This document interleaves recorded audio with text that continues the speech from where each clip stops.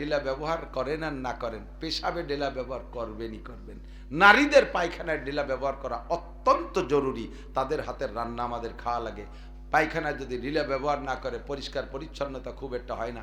হাতের এই রেখে রেখে ভিতরে ভিতরে দাগে দাগের ভিতর দিয়ে ময়লা যদি আটকে থাকে, আইসে হলুদ মরিচের মধ্যে বাইটে উঠে খাওয়াই দেয়। বছরে 300 দিন খাওয়াতি খাতি ফিরে এক অক্তের পায়খানা খাওয়াই বেলায় দেয় একজন। আইসে সেদ্রাই উড়োই দিল, বাড়ি এই সমস্যা আছে না? না কতক্ষণ একবারও ঢিলা কুলুকটাই টিস্যু নাই। সিগারেট কেন এত ডুনটা হাই দিয়ে, 20 টাকা দিয়ে 22 টাকা দিয়ে একটা টিস্যু কিনে দিতে পারো না পায়খানা? মহিলারা আবার আন্তর্জাতিক ইন্টারন্যাশনাল অলস। এই পেশাব মানে বাথরুমের ভিতরে টিস্যু কিনে দিয়ে টিস্যু ইনকোয়ারি করবেন। আপনি একটা টিস্যু কিনে দিয়ে চিল্লে চলে যাবেন, এক চিল্লে পরে এসে দেখবেন যে সেই টিস্যু সেইভাবে রয়েছে, মাওসায় বাসা বান্ধি বেলাইছে, ও খুলেই নেই। এত আলসের ইন্টারন্যাশনাল আলসে কোম্পানির জেনারেল সেক্রেটারি, ঠিক কিনা? এদের থেকে এগুলোর মহাসভা নেবেন, হিসাব নেবেন। টিস্যু কমলো না কেন? এক পিসাব কয় কি আমি আকাশে উড়তে পারি। কয় যে অত হাসে কেন, বলদের মতো খালি আসে। পিসাব কয় আমি আকাশে উড়তে পারি, আসলেই পারে। তো পিসাবের বউ কয় তো উড়িয়ে দেওয়া দি, কালকে সন্ধ্যের সময় খেয়াল করিস। তো আগামীকাল সন্ধ্যার সময় ওই পিসাব বাগানের ওই পাশে ধাক্কা মারছে, বাড়ির পাশে সুন্দর করে উড়িয়ে টুড়িয়ে যাইয়া আবার নামিয়ে মানুষ এসে দিয়েছে। তো পিসাবের বউ বলতে, দেখছিলে? বলে হ্যাঁ দেখছি, তুমি তো বুজুর্গ মানুষ। তো বলতেছে এই যে তুমি আকাশে উড়ছো না, ও হলো আমার বাম হাতের কারামতি। শুনলি কিরম মিজাজ খারাপ হয়ে গেল? বাম হাতের কারামতি। কিছু কিছু কথা আছে বাহ্যিক ভাবে শুনতে খারাপ শোনা যায়, কিন্তু এর তর্জমা অনেক ভালো। আগের আমলে তৎকালীন হিন্দু বাদশাহ, হিন্দু রাজাদের মধ্যে মন্ত্রীরা ছিল, তার ভিতরে গল্প শুনছেন, গোপাল ভাঁড় নামে এক মন্ত্রী ছিল। গোপাল ভাঁড়, তো গোপাল ভাঁড় ওই কুইয়ে কথার গুরু ছিল। আর এরকম হাসানো কেটারটা কইতো। গোপাল ভাঁড়ের পর একদিন রাজা রাগ হইয়ে, তুই এবার জীবনে কোনোদিন মুখ দেখাবি রে শয়তান, আর কোনোদিন তোর মুখ না দেখি। গোপাল ভাঁড়ের ধমক দিয়ে তাড়াই দিয়েছে। কিন্তু মন্ত্রী তো, তার তো অফিসে আসতে হবে। পরের দিন সংসদ ভবনে গোপাল ভাঁড় সবার আগে আইসে উবুর হইয়ে ভাষার কাপড় সরাই দিয়ে শুয়ে রয়েছে। রাজা এসে ঢুকা, কে? কয় স্যার আমি গোপাল। এই যে সংসদ ভবনের ভিতরে এভাবে, আপনি বললেন না মুখ দেখাবেন না, তাই তুই ভাষা দিয়ে আসছে। কত বড় বটকা। গোপাল ভাঁড়ের তৎকালীন রাজার হয়েছে একটা ছেলে, এদিক খেয়াল করে। আরে এসে গেলে একটু মাঝে মাঝে কয়া লাগে। রাজার একটা ছেলে হয়েছে, এখন মন্ত্রী পরিষদে সংসদে এসে রাজা বলতেছে, যার যার অভিব্যক্তি ব্যক্ত করো, আমার একটা পুত্র সন্তান হয়েছে, তোমাদের কার কেমন লাগে? সর্বকালে দেখবেন এই জুনিয়ররা সিনিয়রদেরকে ফুলইয়ে আকাশে উঠে কিছু পাওয়ার জন্য, পাম্পট্টি দেওয়ার গুরু। এক একজন এমপি মন্ত্রী বলতে, স্যার আপনার ছেলে কি যে লাগতেছে, আমার 5টা ছেলে হলে যেমন খুশি ঠেক, তাই আপনার ছেলেতে বেশি ঠেকতেছে। এটা ভাব কথা না? তবুও কথি হবে রাজারে খুশি করার জন্য। কিরম লাগতেছে? কয় স্যার কি কব, আমি যদি স্বর্গেও যাই তার চেয়ে ভালো ঠেকতেছে আপনার। গোপাল পর্যন্ত আসলে, গোপাল তোর কিরম ঠেকতেছে? কয় স্যার আপনার ছেলে হয়েছে আমার পায়খানা করার মতো ঠেকতেছে। এত মানুষের মধ্যে যদি এই কয়, স্যার অপমান হয়েছে, বদমাইশ কোথাকার। সবাই কত সুন্দর সুন্দর কয়, আর তো আমার ছেলে হয়েছে তাতে তোর পায়খানা করার মতো। গোপাল কয় স্যার সময় মতো জব দেবো। কয়েকদিন পর সমুদ্র সফরে নদী পথে সফর বাচ্চা নৌকায় উঠে যায়। এখন যাইতে রওনা দিয়ে কদ্দূর যাওয়ার পরে রাজা রাইছে পায়খানা, গোপাল আছে সাথে। কয় যে গোপাল তাড়াতাড়ি একটা ব্যবস্থা করে, একটু পায়খানা করতে হবে। কয় স্যার এই যে এনে যে নামাবো, এনে সব এই যে জাইলিরা মাছ ধরতেছে, সামনে বাঁকে যে নামাই, যত বাঁক পাল্টায় আর বেগ তত বাড়ে। এক পর্যায়ে রাজার চোখ ফুলিয়ে গেছে, মানে আর ঠেয়াতে পারতেছে না, মানে গা ঘামিয়ে গেছে। গোপাল মারিয়ে দিল। এই মাঝি নৌকো বেরিয়ে নামাইয়া সাইডি কয় স্যার এই জয়ালের তলে যান। এই জয়ালের তলে যাইয়ে সাপটাত্রা হইয়ে আইসা চেহারা ফুটিয়ে গেছে। কয় স্যার কিরম ঠেকতেছে? কয় গোপাল তা বলার না, এত ভালো যে ঠেকতেছে তা বলার না। কয় স্যার আপনার ছেলে হলি আমার ওইরকম ঠেকছিল। ওরে শয়তান, তুই কি দিয়ে কি মিশে নুচনে কি পিসাব আকাশে উড়িয়ে আইছে। বউ কয় যে তোমার কিরামতে আমার বাবাতের মধ্যে। কয় কি ডাইনাত ক আমার ইবাদত মুনাজাত দোয়া তাসবিহ তাহলিলের ওসিলায় তুমি আকাশে উড়া শিখছো, এই বল। সে কয় বাবাতের মধ্যে। কয় কিভাবে? কয় ঠিক আছে আগামীকাল উড়ো।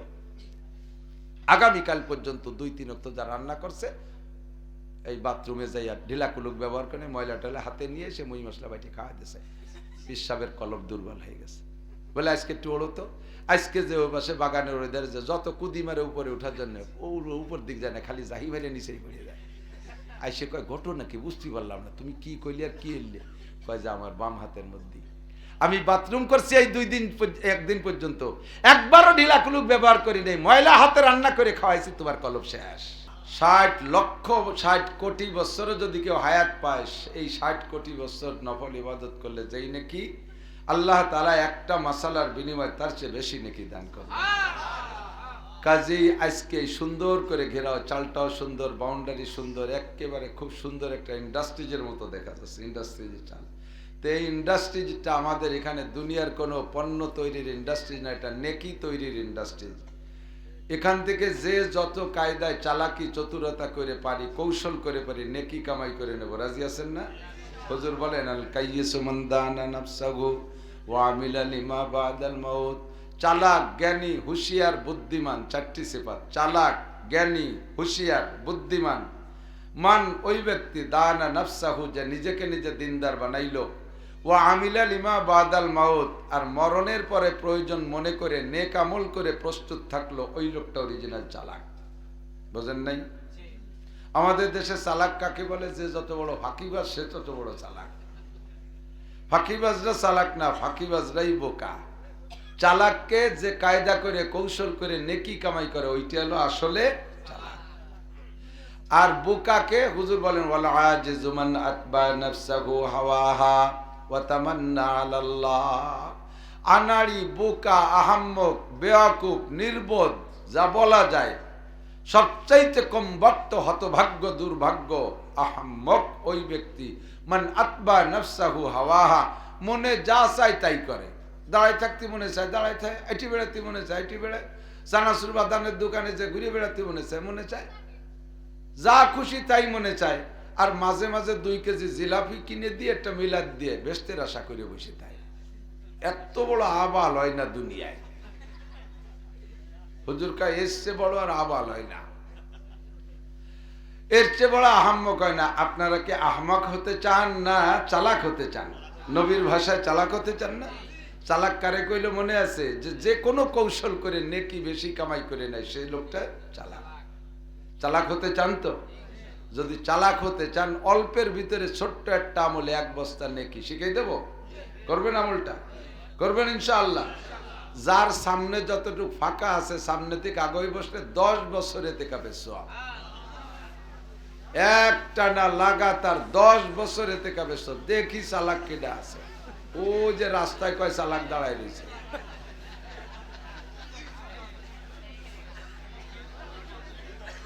আসেন আসেন, কথা হবে না, শুধু আগানো হবে। চুপ করে আগায় আসেন, একটু হালকা জিকির করে বলি, একটু জান্নাতের জমি কিনি। লা ইলাহা ইল্লাল্লাহ, লা ইলাহা ইল্লাল্লাহ। এই জায়গা কেউ পেশাব করছে নাকি? আরে আগে ভাষা দিয়ে কইসে সাফ করে ফেলেন, লুঙ্গিতে ডলা দেন, সাফ হয়ে যায়। আসেন আসেন। আল্লাহ পরিষ্কার সহি হাদিস, আল্লাহর দিন শিখার জন্য ঘর থেকে বেরোইয়া যেই ধুলাবালি গায়ে গতরে পায়ে লাগে, ওই ধুলা জাহান্নামের আগুনে পুড়বে না। কাজে এক জায়গায় ধুলো দেখে ময়লা দেখে আগাবেন না, ধুলো মাখান। ওই ধুলো যদি জাহান্নামে না যায়, তাহলে ধুলো যার ফাঁসায় মা আসে, সে ফাঁসা কি জাহান্নামে যাবে? ধুলো যেখানে ধুলোওয়ালা ফাঁসাও সেখানে, ও ধুলো জান্নাতে, ফাঁসাওয়ালাও জান্নাতে। সুবহানাল্লাহ। আল্লাহ কবুল করুক, বলেন আমিন। ইন্না ইদ্দাতাশ শুহুরি ইনদাল্লাহি 12 শাহরা। আমরা জানুয়ারি, ফেব্রুয়ারি, বৈশাখ, জ্যৈষ্ঠ 2টা ক্যালেন্ডার। 99% পাবলিক জানুয়ারি ফেব্রুয়ারি চেনে,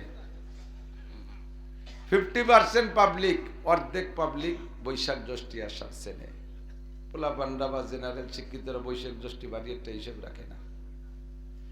আর শতকরা 1% মানুষও খুঁজে বের করা যাবে কিনা আরবিতে 12টা মাসের নাম বলতে পারবে। 100 জনে 1 জন। আরবিতে শুদ্ধ করে 12টা মাসের নাম বলতে পারা মানুষ 100-এ 1 জন খুঁজে পাওয়া কঠিন। জানুয়ারি ফেব্রুয়ারি মুখস্থ রাখলে আজকর নেকিও হবে না, বৈশাখ জ্যৈষ্ঠ মুখস্থ রাখলে একটা নেকিও হবে না, পহেলা বৈশাখে পান্তা ইলিশ খাইলে আজকর নেকিও হবে না, 31st নাইট জানুয়ারির 1 তারিখ উদযাপন করলে একটা নেকিও হবে না গুনাহ ছাড়া।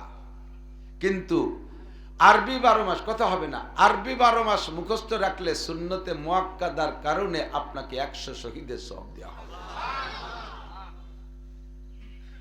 আল্লাহ নবী বলেন, যে সময় দুনিয়ার থেকে সুন্নতগুলো মুসলমানদের অলসতার কারণে মিটিয়ে যাওয়ার সম্ভাবনা দেখা দেবে, মুসলমানদের অলসতা অথবা অমুসলমানদের অপষড়যন্ত্রের শিকার হইয়া সুন্নতগুলো মিটে যাওয়ার সম্ভাবনা দেখা দেবে, ওই সময় যদি একটা সুন্নতের পর কেউ আমল করে, হুজুর হাদিস বলেন, মান তামাসসাকা বিসুন্নতি ইনদা ফাসাদে উম্মতি ফালাহু আজরু মিয়াতি শাহীদ।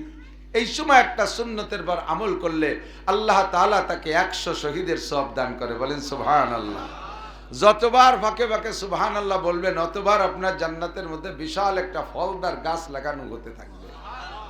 জমি কিনা আছে, কোনো টেনশন নাই, লা ইলাহা ইল্লাল্লাহু মুহাম্মাদুর রাসূলুল্লাহ পড়ার সাথে সাথে আপনার জন্য জান্নাতের ভিতরে এই দুনিয়ার মতো 10 দুনিয়া সমপরিমাণ জমি দলিল হয়ে গেছে। ফাঁকা জমি, ফাঁকা মাঠ, ওর মধ্যে কোনো গাছপালা একটা দুগলো মুগলো বাদলার ছাড়াও নাই, ওর ভিতরে যা যা দরকার দুনিয়ার থেকে করে যেতে হবে। কাজেই সুবহানাল্লাহ যত বেশি পড়বেন জান্নাতের গাছও তত বেশি লাগানো হয়ে যাবে। আল্লাহু আকবার। তো আমাদের আরবি মাসের ভিতরে পরপর 7টি মাস অত্যন্ত দামি। আল্লাহ পাক বলেন, আমি যখন আসমান জমিন চন্দ্র সূর্য সৃষ্টি করেছি সেই থেকে আমি আল্লাহ তাআলা 12 মাসে বছর হিসাব রাখি। কয় মাস? আল্লাহ পাকও 12 মাসে বছর হিসাব রাখে। এই 12 মাসের নমুনায় জেনারেল মাসগুলো, বিভিন্ন দেশে আরো অনেক ক্যালেন্ডার চলে। তো আন্তর্জাতিক ক্যালেন্ডার হলো ইংরেজি, আর আমাদের বাংলাদেশের বাঙালি আঞ্চলিক ক্যালেন্ডার বাংলা। সোয়াব হবে, গুনাহ হবে, সে সাইড বাদ। তবে আরবি মাসের নাম মুখস্থ রাখলে, তারিখগুলো স্মরণ রাখলে আপনি সুন্নতে মুআক্কাদার আমলের কারণে 1 বস্তা নেকি পেয়ে যাবেন। আজকে আকাশে চাঁদ উঠছে কয় তারিখ? 19শে শাবানের চাঁদ। কয়? 19শে শাবানের চাঁদ উঠছে আকাশে রাত্রে। যদি আল্লাহ পাক এ মাসটা 30 তারিখ 30 দিনে অতিক্রম করায়, তাহলে আর 11 দিন পরে আসতেছে সাইয়্যিদুশ শুহুর, সমস্ত মাসের নেতা মাস রমজান মাস। আর যদি হয় 29, তাহলে আর 10 দিন পরে রোজা রেডি হয়ে যায় আমরা ইনশাআল্লাহ রোজার জন্য। আরবিতে নবী পাক সাল্লাল্লাহু আলাইহি ওয়াসাল্লাম রজব মাসের 1 তারিখ থেকে দোয়া পড়তেন, যে দোয়াটা আমি খুতবার মধ্যে পড়েছি, আপনারাও বহুবার শুনেছেন। মসজিদের ইমাম সাহেবরা জুমার দিন আপনাদেরকে তালকিন দিয়েছে, আর একবার পড়ে নেই। কারণ আর যে 10-11 দিন আছে, এর মধ্যেও অনেক মানুষ মারা যাবে, যেতে পারে কি না? আমরা আপনারা এখানে যে কয়জন আছি, রমজান আসার আগে 11 দিনে সব কজন মরে সাফ হওয়ার সম্ভাবনা আছে না নাই? বেঁচে থাকার কোনো সম্ভাবনাই নাই। বেঁচে থাকা আল্লাহ বাঁচায় রাখে, তাই থাকি, কিন্তু মরে যাওয়ার সম্ভাবনা আছে না নাই? তা আমরা নবী পাক দোয়া করছেন রজব মাসের 1 তারিখ থেকে, আল্লাহ গত রমজানের পরে 9টা মাস যখন বাঁচাই রাখলিয়া, আর এই রজবের চাঁদ উঠে গেছে মাত্র 2 মাসটাই নিটুনি, আমার একটু রমজান মাসে পৌঁছাই দাও। আর রজব আর শাবান এই 2টা মাস বরকতের মাস, সম্পূর্ণ বরকতের মাস। এজন্য হুজুর সাথে দোয়া করছেন, আল্লাহুম্মা বারিক লানা ফি রজবা ওয়া শাবান ওয়া বাল্লিগনা রমাদান। আমরা সেই দোয়া করি, আল্লাহ রজব ও শাবানের বরকত আমাদেরকে দান করো, বলি আমিন। ওয়া বাল্লিগনা রমাদান, আমাদেরকে রমজান মাসে পৌঁছাইয়া দাও। চলতি মাস শাবান মাস লাইলাতুল বারাতের কারণে দামি।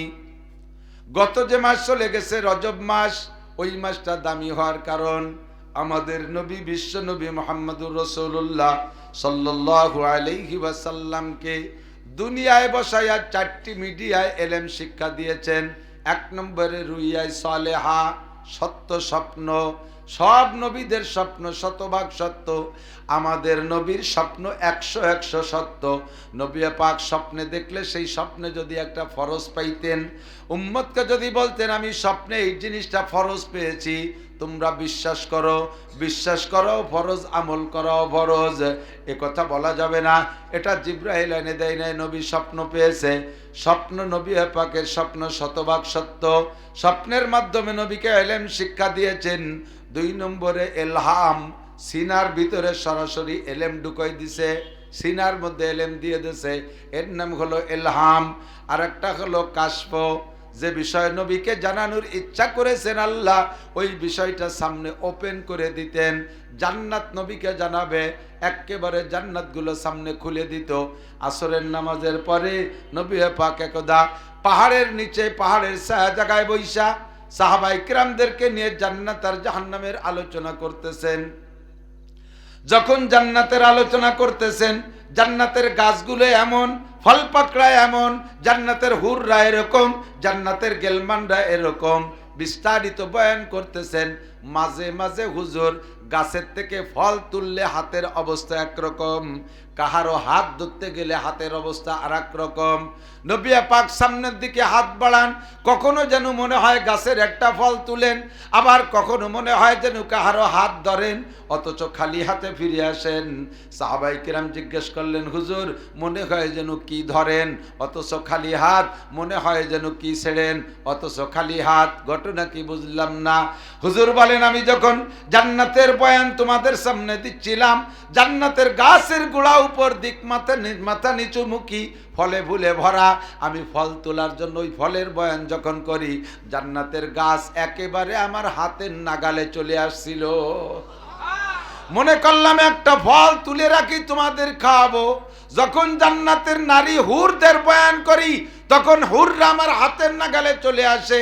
আমি মনে করলাম একটা হুর ধরে রাখি, তোমাদেরকে জান্নাতি একটা নারী দেখায় দেব, কিন্তু হাত বাড়ানোর সাথে সাথে জিব্রাইল টান দিয়ে সরাই নিয়ে যায় আর বলে, হুজুর দুনিয়ায় বসে হুরদেরকে ধরে রাখা যাবে না, দুনিয়ায় বসে জান্নাতের ফল ছিঁড়ে খাওয়ানো যাবে না।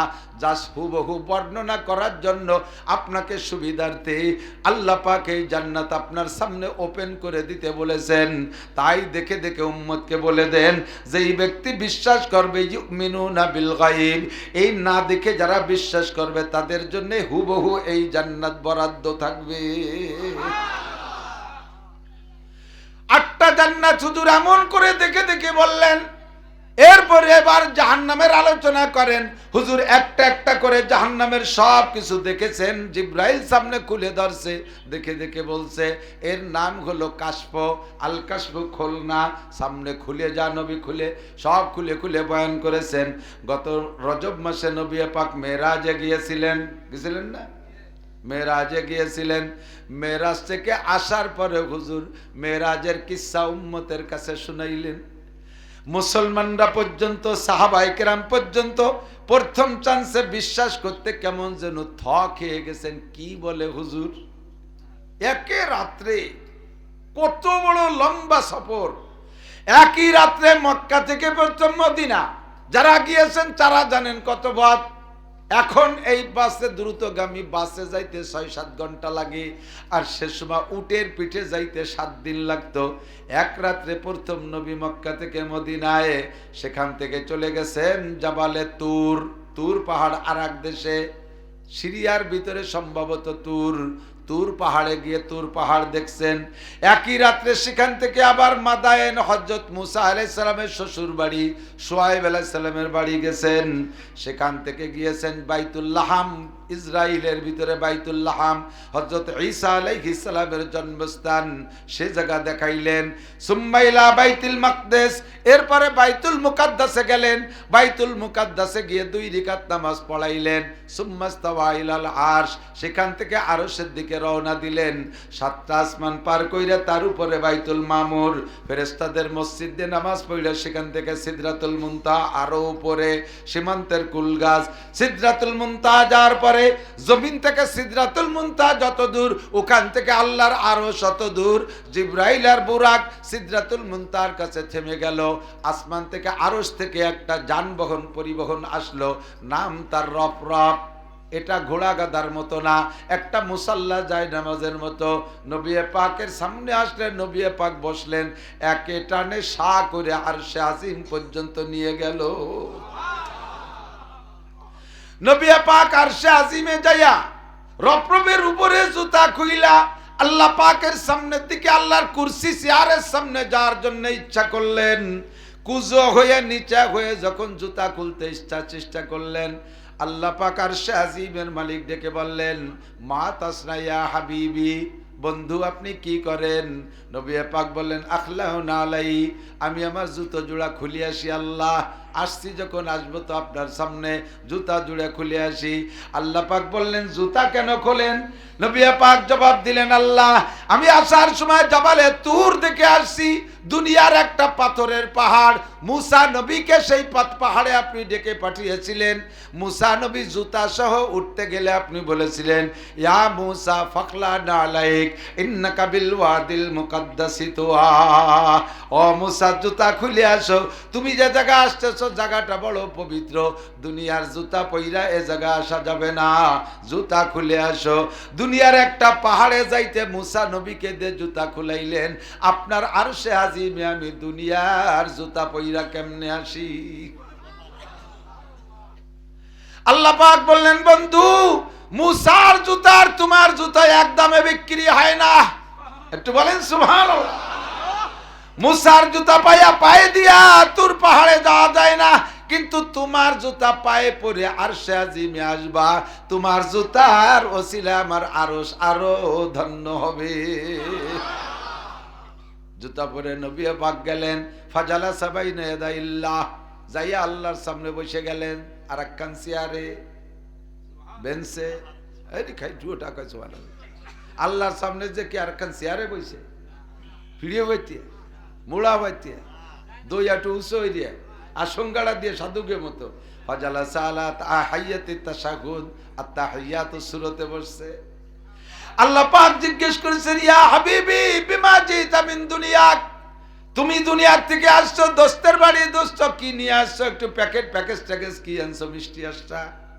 নবী পাক আল্লাহ পাকের সামনে প্যাকেজ পেশ করলেন, আত-তাহিয়াতু লিল্লাহি ওয়াস সালাওয়াতু আত-তাইয়্যিবাত। এইটুক কি মানে?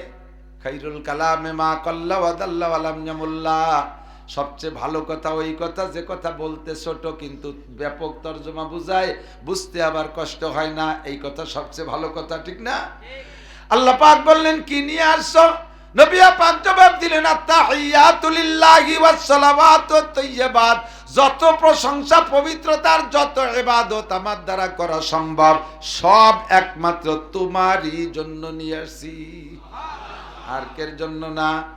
কোনো কেউ না, লাতো না, উজ্জাও না, মানাতো না, হুবলও না, দুর্গাও না, কালীও না, সরস্বতীও না, লক্ষ্মীও না, কোনো দেবদেবীর জন্য না, একমাত্র ইবাদতের পাওনাদার তুমি। প্যাকেটটা আল্লাহ যেমন কামনা করেছে নবী পাক সেরকম প্যাকেট পেশ করেছে। আল্লাহ পাক বলেন তোমার প্যাকেটে আমি সন্তুষ্ট হয়ে গেছি, তোমার জন্য আমার পক্ষ থেকে পুরস্কারটা শুনে নাও দোস্ত। আসসালামু আলাইকা আইয়ুহান নাবিয়্যু ওয়া রাহমাতুল্লাহি ওয়া বারাকাতুহু, আমার পক্ষ থেকে যত শান্তি আর রহমত আর বরকত আছে সব তোমারে একাকে দিয়ে দিলাম। কা মানে তোমাকে একা, কুমা মানে তোমাকে দুইজন, কুম মানে সবাই।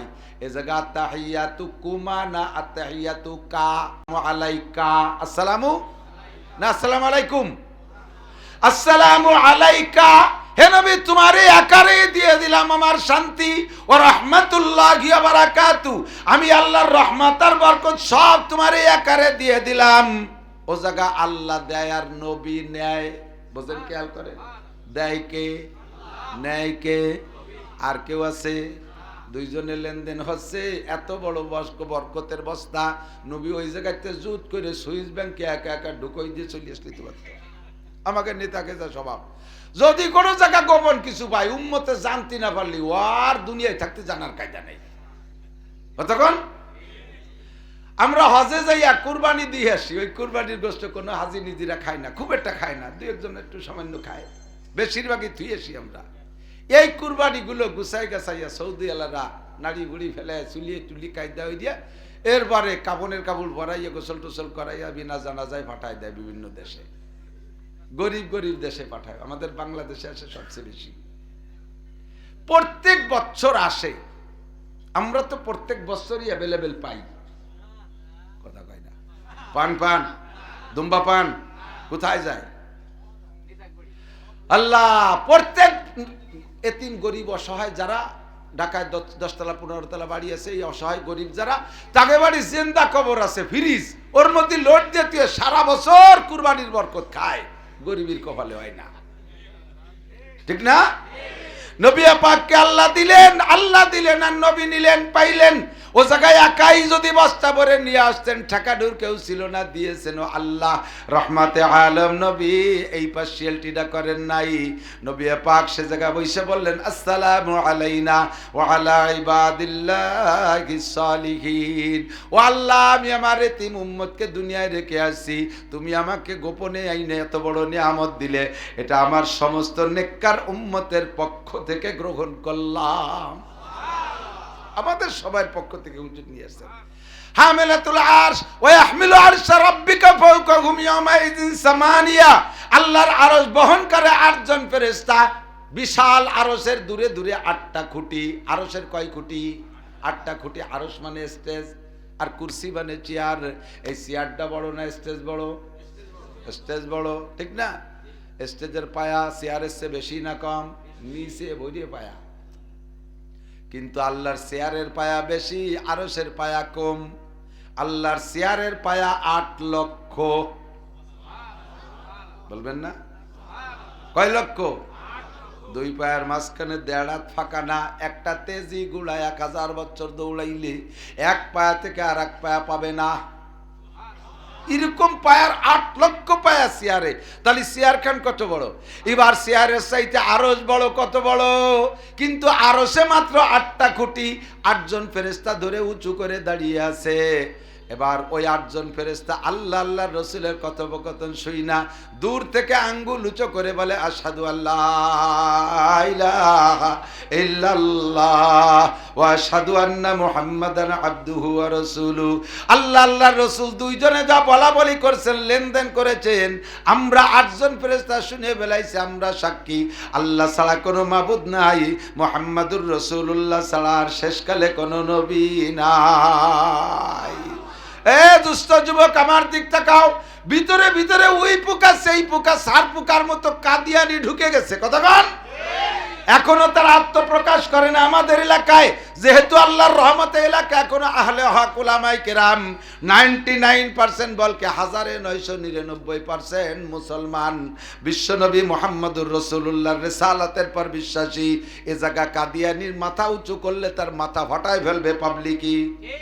কথা কয় না? ও যুবক, তুমি নামাজ যদি নাও পড়ো, দাড়ি যদি নাও রাখো, সুন্নত নিজে আমল নাও করো, তোমার সামনে যদি কেউ এসে বলে কাদিয়ানি সে গোলাম আহমদ কাদিয়ানি শেষ নবী, তারে সুমো দিবা না মাথা ফাটা দিবা? মাথা ফাটায় ফেলা দেবে, ঠিক না? তবে এই বালা ভিতরে ঢুকতেছে, লক্ষ লক্ষ টাকা দিয়ে মুসলমানের ঈমান কিনতেছে। আল্লাহু আকবার।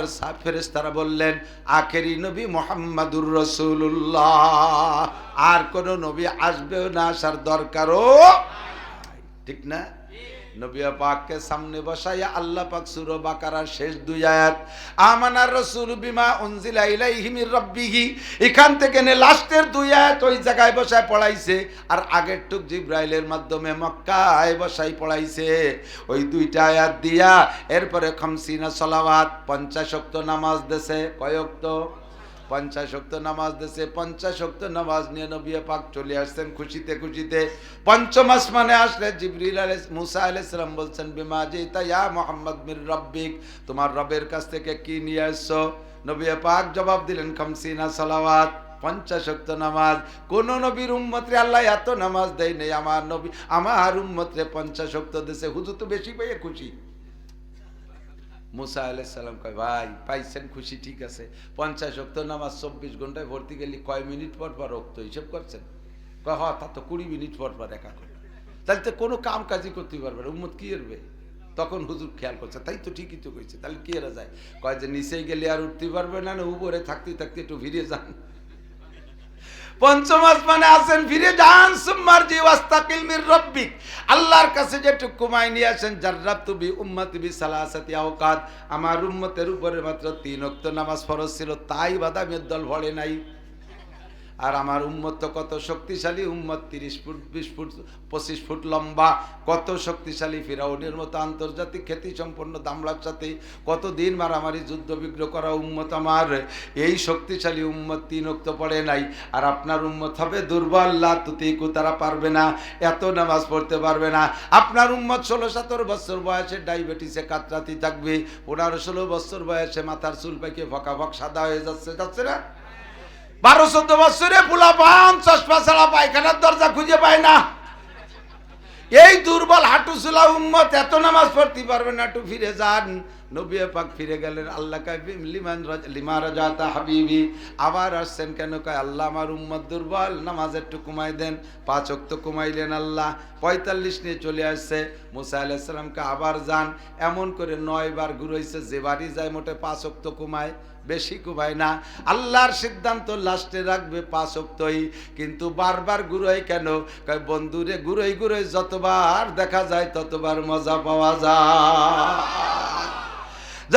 যারে ভালোবাসে সে তারে দেখতে চায়, দোস্তের সাথে দোস্তের সাক্ষাৎ বারবার হবে, বিদায় বারবার ঘুরাইয়া 9 বার। আর প্রথম একবার হুজুর বলেন রায়তু রাব্বি লাইলাতা উসরিয়া বিআশারা মাররা বিগাইরি হিজাব, ওই রাত্রে আমি বিনা পর্দা পার্টিশনে আমার আল্লাহকে সম্পূর্ণ নূর আমি 10 বার দেখেছি। লাস্টে টেকছে কয় ওয়াক্ত? 5 ওয়াক্ত নিয়ে মুসা আলাইহিস সালামের কাছে আসলে কয় ভাই আর একটা গুল্লি দেন, 5 ওয়াক্ত আছে, আর একটা গুল্লি দেন, একটু ঘুমাইছে। হুজুর কয় যে বাড়ি যাই 5 রেখে দেয়, এবার গেলিও তো সিস্টেম অনুযায়ী 5ই রেখে দেবে, পরে আবার খালি হাতে বাড়ি যা লাগবে না, কাজে আর যাব না, যা সেইটাই থাকবে। এই 5ই নিয়ে যায়, উম্মত পড়লে লাভ আছে, না পড়লে উম্মতের ভাষার সামলা থাকবে না, আমার কিছু আসে যায় না, 5-এর কম আর কমানো যায় না। আল্লাহ পাক তখন ডাক দিয়ে বলে লা তাবদিলা লিকালিমাতিল্লাহ, দোস্ত আমার কথা, আমার সংবিধান পরিবর্তন হয় না, আমি যাহা বলি তাহাই চিরস্থায়ী। 50 বলেছি 50ও ঠিক, 5 বলেছি 5ও ঠিক। কয় 2 ঠিক রে কিভাবে ঠিক রাখবেন?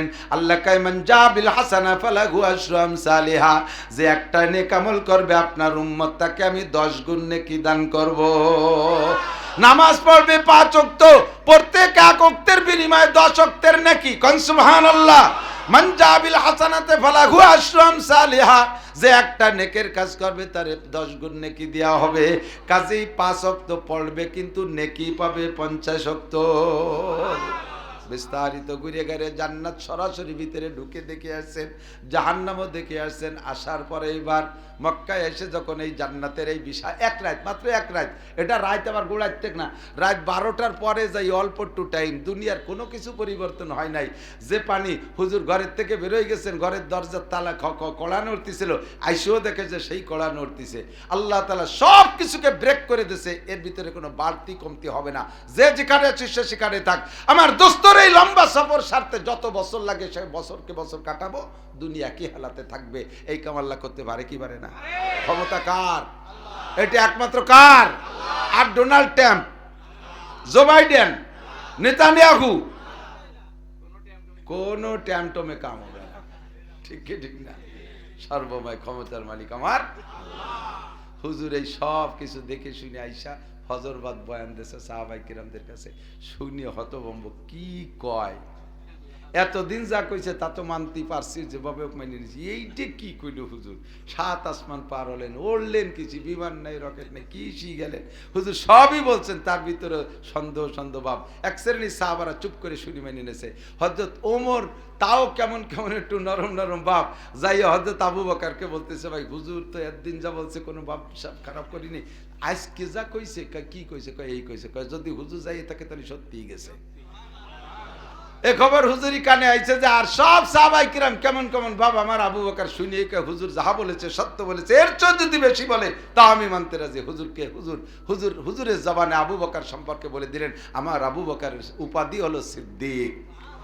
সিদ্দিক মানে চরম সত্যবাদী, নবীর যে কথা শুনছে সে কথা মেনে নিয়েছে। আমাদের দেশে সিদ্দিকির অভাব নাই, মিনিটে 50টা মিথ্যে কথা কয়। এরকম আছে না সিদ্দিক? কোট মসজিদের প্রাক্তন ইমাম সব বলতেন, নাম আতর আলী, গায়ে ভাটার গন্ধ। নাম আতর আলী, গায়ে ভাটার গন্ধ। এই আতর আলী হলি গিরা নয় নাকি, গায়ে ভাটার গন্ধ। নাম সিদ্দিক, দুনিয়ার মিথ্যে কথা কয়। এরকম সিদ্দিক আবু বকর না। কিন্তু এই খবর যখন ছড়াই পড়ছে মিস্টার আবু জাহেল, খেয়াল করেন, আবু জাহেল আইসে কইতেছে, ভাতিজা তুমি একদিন যা কইছো আজকে কতি গেছো কা?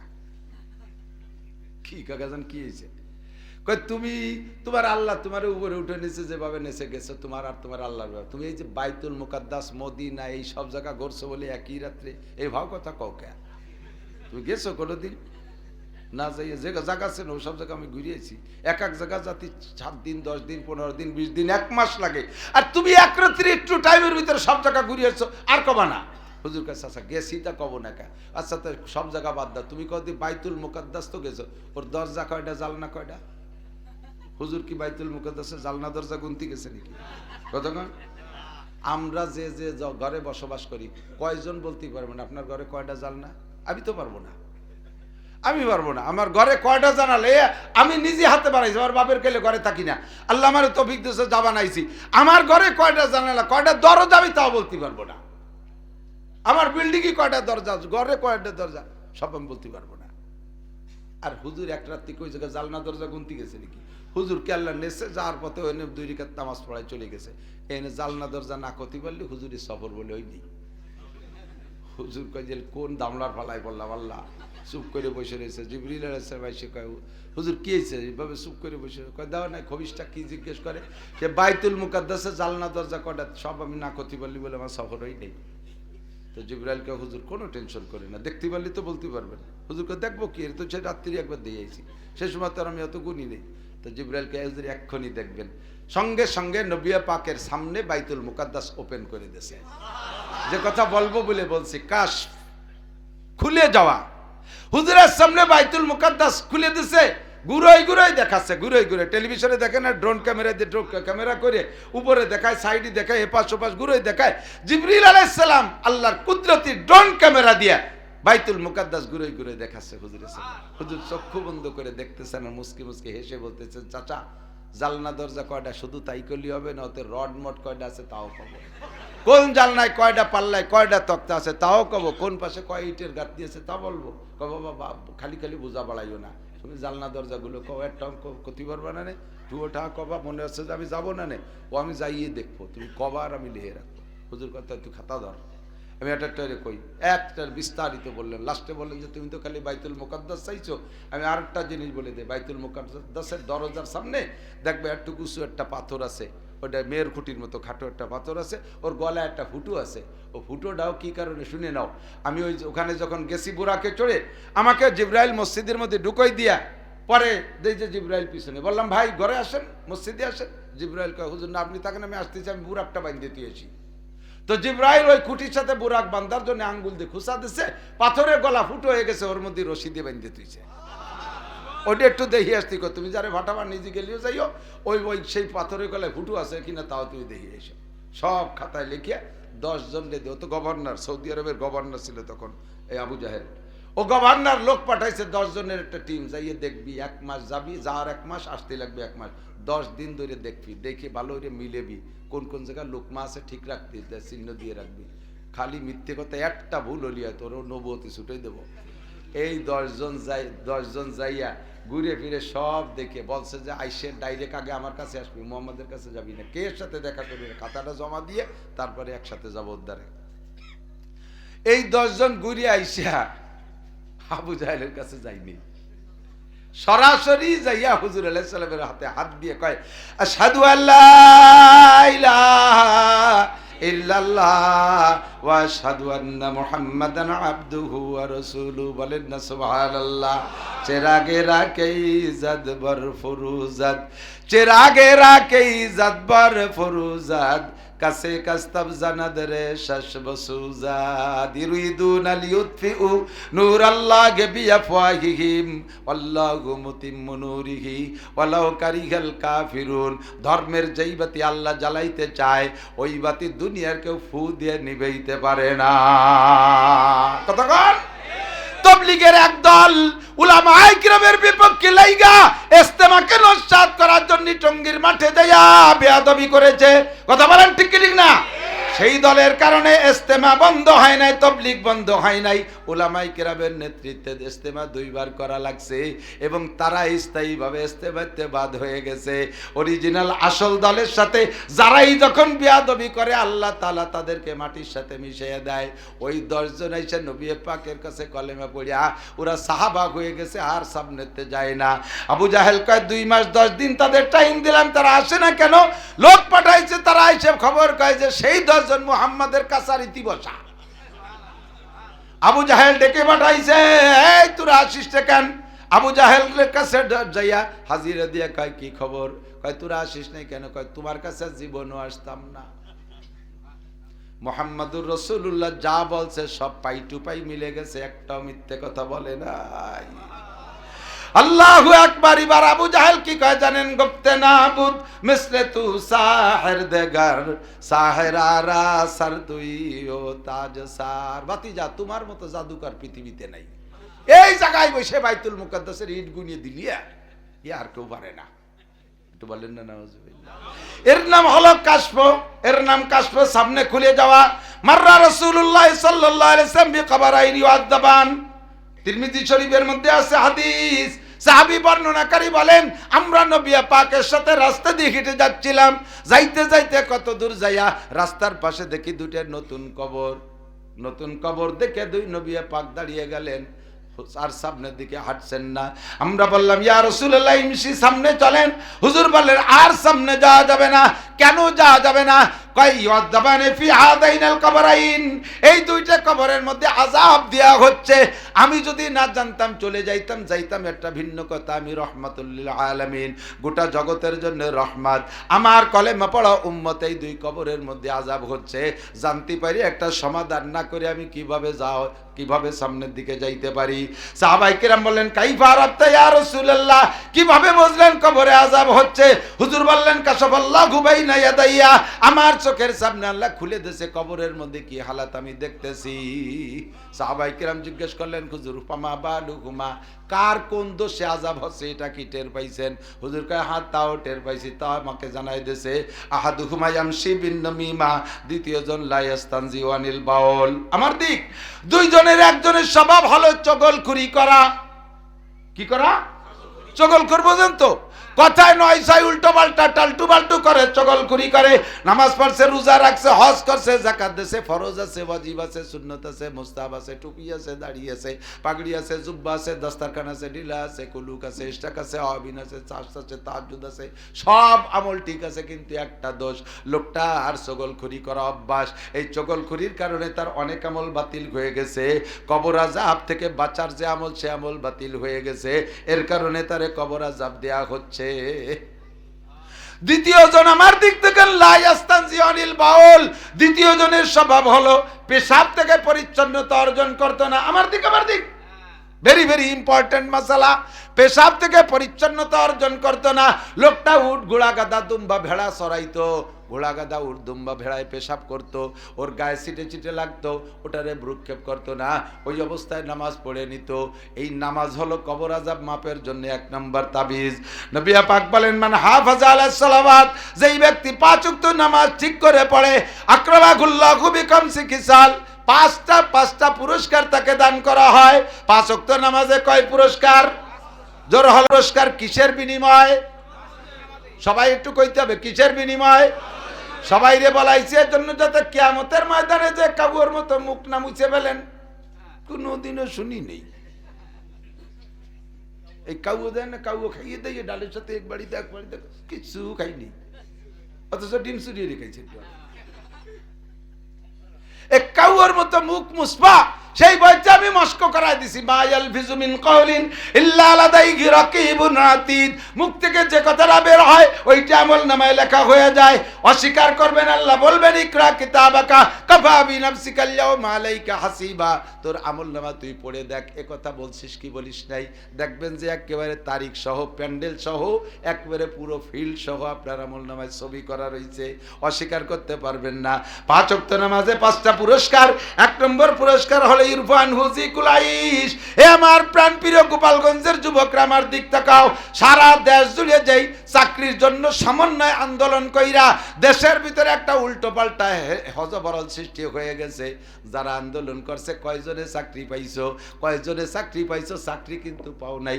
2-3 জন মাত্র উপদেষ্টা হইছে, বাকিরা সে আগের মতো মুখ উচরে ঘুরে বেড়াচ্ছ। আল্লাহ নবী কয়, যদি রিজিকের বরকত পাইতে চাই, রুজি পাইতে চাই, আন্দোলন করে কাম হবে না।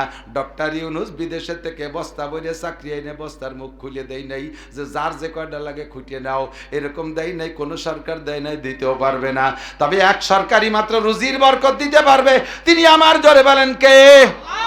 বিশ্বাস হয় রুজি দেয় কে?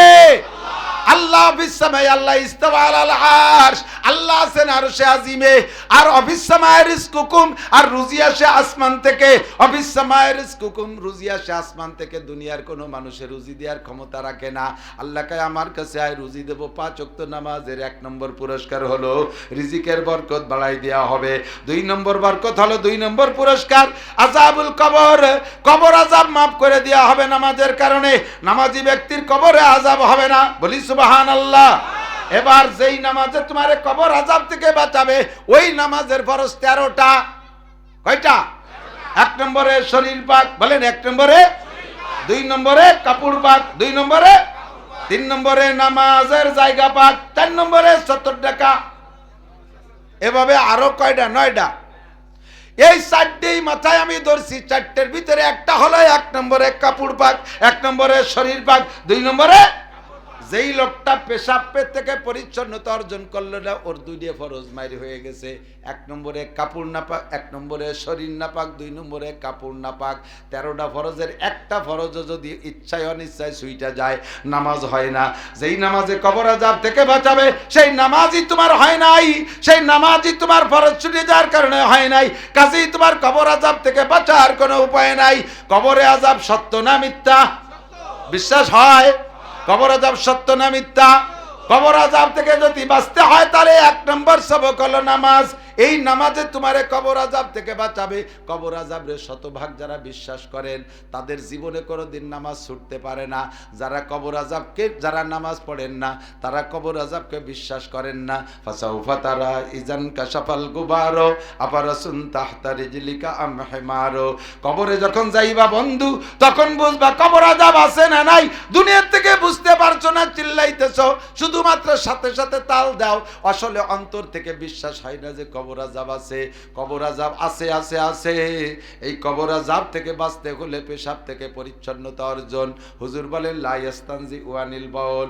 ওই লোকটা পেশাব থেকে পবিত্রতা অর্জন করত না। খেয়াল খেয়াল।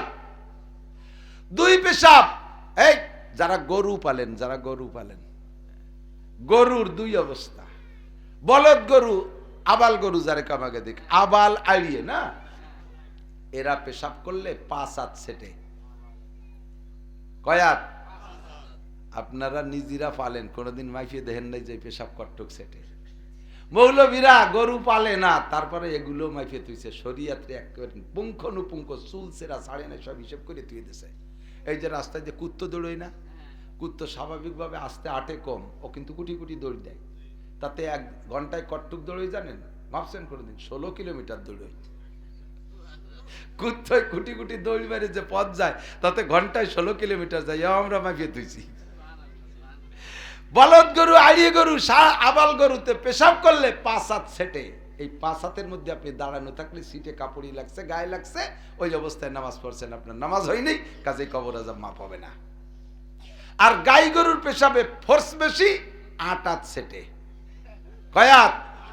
মহিলারা গাই দোয়াতে যায়। গাই গরুর স্বভাব, 90% গাই গরুর স্বভাব হলো দোয়াতে গেলে 2-4 টান দেওয়ার পরে পেশাব করে দেয়। ঠিক না? মহিলারা ওই আতুনডারে ধরে একটু ভাষা মুড়ায় কায় তৈরি বসে। ওই পাশে সিটে মাথার পাশ দেশে আতুনির মধ্যে ডোয়, আর এই পিছন পাশে স্প্রে হয়ে গেছে। সেই কাপড় ভরে নামাজ পড়ে, কবর আযাব মাফ হবে? হবে? এই হলো পশু প্রাণীর পেশাবের থেকে বাঁচেন নাই বিদায়, নামাজ হই নাই বিদায় দোলাই খাবেন ইনশাআল্লাহ। ভাষায় সালাবাইন দিয়েছেন। আর এদিক, এটা তো পশু প্রাণীর। আরেকটা হলো পেশাব, পুরুষ নিজেদের পেশাবের থেকে পরিচ্ছন্নতা। নারী আর পুরুষের শারীরিক গঠনের মধ্যে আল্লাহ তাআলা পার্থক্য করে দিয়েছে। নারীদের পেশাব একবারে ক্লিয়ার হয়ে যায়, শুধু পানি দিয়ে ধুয়ে আসলে যথেষ্ট। কিন্তু পুরুষের পেশাব সরু পাইপ লাইন দিয়ে পড়ে, যার কারণে পেশাব ওই জায়গার থেকে পানি দিয়ে ধুয়ে আসার পরও হাঁটা দেওয়ার পরে 2-1 ফুট টপকানোর সম্ভাবনা থাকে। আমাদের দেশে আহলে হাদিস নামে একদল ভাই, ওনরা বুখারী শরীফের মধ্যে হাদিস না পালে আমল করবে না। বুখারী শরীফের কোনো হাদিসের মধ্যে নাই যে রাসূলুল্লাহ সাল্লাল্লাহু আলাইহি ওয়াসাল্লাম পেশাবে ঢিলা ব্যবহার করছে, কিন্তু এই জন্য ওনরা পেশাবে ঢিলা ব্যবহার করার কথা বলেও না, নিষেধও করে, কয় যে এটা বেদাত। এখন আমি বলি যে পেশাবে ঢিলা ব্যবহার করা হাদিসে নাই, কিন্তু বিনা নাপাক অবস্থায়, বিনা পবিত্রতায়, নাপাক শরীর নিয়ে, নাপাক কাপড় নিয়ে নামাজ পড়তে নিষেধ করা হয়েছে। এটা কোরআন হাদিসে আছে না নাই? অ্যাভেলেবেল। বলে হ্যাঁ তা আছে। তাহলে পবিত্রতা যার যার তার তার ব্যাপার, সকলের পবিত্রতা একরকম না। যুবক যারা, যাদের 40-এর আগ পর্যন্ত বয়স, শারীরিক অবস্থা ভালো আছে, আভ্যন্তরীণ কোনো রোগ ব্যাধি নাই, এদের পেশাবের গতি একরকম। বুড়ো হয়ে যাওয়ার পরে পেশাবের গতি আলাদা রকম হয়। বুড়োরা কথা কন না কেন, ঠিক না? যৌবনকালে পেশাব করলে 5-6 হাত দূরে ছিটাই দেওয়া যায়, পেশাব একবারে কলকলায় বেরোয় চলে যায়। আর বুড়ো মানুষ পেশাব করতে গেলে সেটে না তো দূরের, সেটা তো দূরের কথা, আরো আশেপাশে ভিজে যায়, তার অত ফোর্স থাকে না। এরপরে মাঝে মাঝে ভিতরে খানি কেটকে থাকে, আটা দেওয়ার পরে কুটকুট করে চুরচুর করে নিচের দিক সরে। এই যে 2-3 ফুট পড়লো, ও জায়গা তো ঠিলিয়ার বালতি পাতা নাই, যাবে কোন জায়গা? এই 2-3 ফুটে ধরিয়ে না রাখলে কিছু দিয়ে, তাহলে ওইটা লাগবে গায়ে আর কাপড়ে। নামাজের 13 ফরজের প্রথম 2টা ফরজ মায়ের, 1 নম্বরে শরীর নাপাক, 2 নম্বরে কাপড় নাপাক। 2টা ফরজ মায়ের হওয়ার কারণে নামাজ হয় নাই, যার কারণে কবর আযাব পাবা। কথা কি বুঝতে পারছি? এই জন্য পায়খানায় ঢিলা ব্যবহার করেন আর না করেন, পেশাবে ঢিলা ব্যবহার করবেনই করবেন। নারীদের পায়খানায় ঢিলা ব্যবহার করা অত্যন্ত জরুরি, তাদের হাতের রান্না আমাদের খাওয়া লাগে। পায়খানায় যদি ঢিলা ব্যবহার না করে, পরিষ্কার পরিচ্ছন্নতা খুব একটা হয় না। হাতের এই রেখে রেখে ভিতরে ভিতরে দাগে দাগের ভিতর দিয়ে ময়লা যদি আটকে থাকে, আইসে হলুদ মরিচের মধ্যে বাইটে উঠে খাওয়াই দেয়। বছরে 300 দিন খাওয়াতি খাতি ফিরাই 1 ওক্তের পায়খানা খাওয়াই বেলায় দেয় একজন। আইসে সেদ্রাই উড়োই দিল, বাড়ি এই সমস্যা আছে না না? কত কর্ণে এক বাড়িও ঢিলা কুলুকটাই টিস্যু নাই।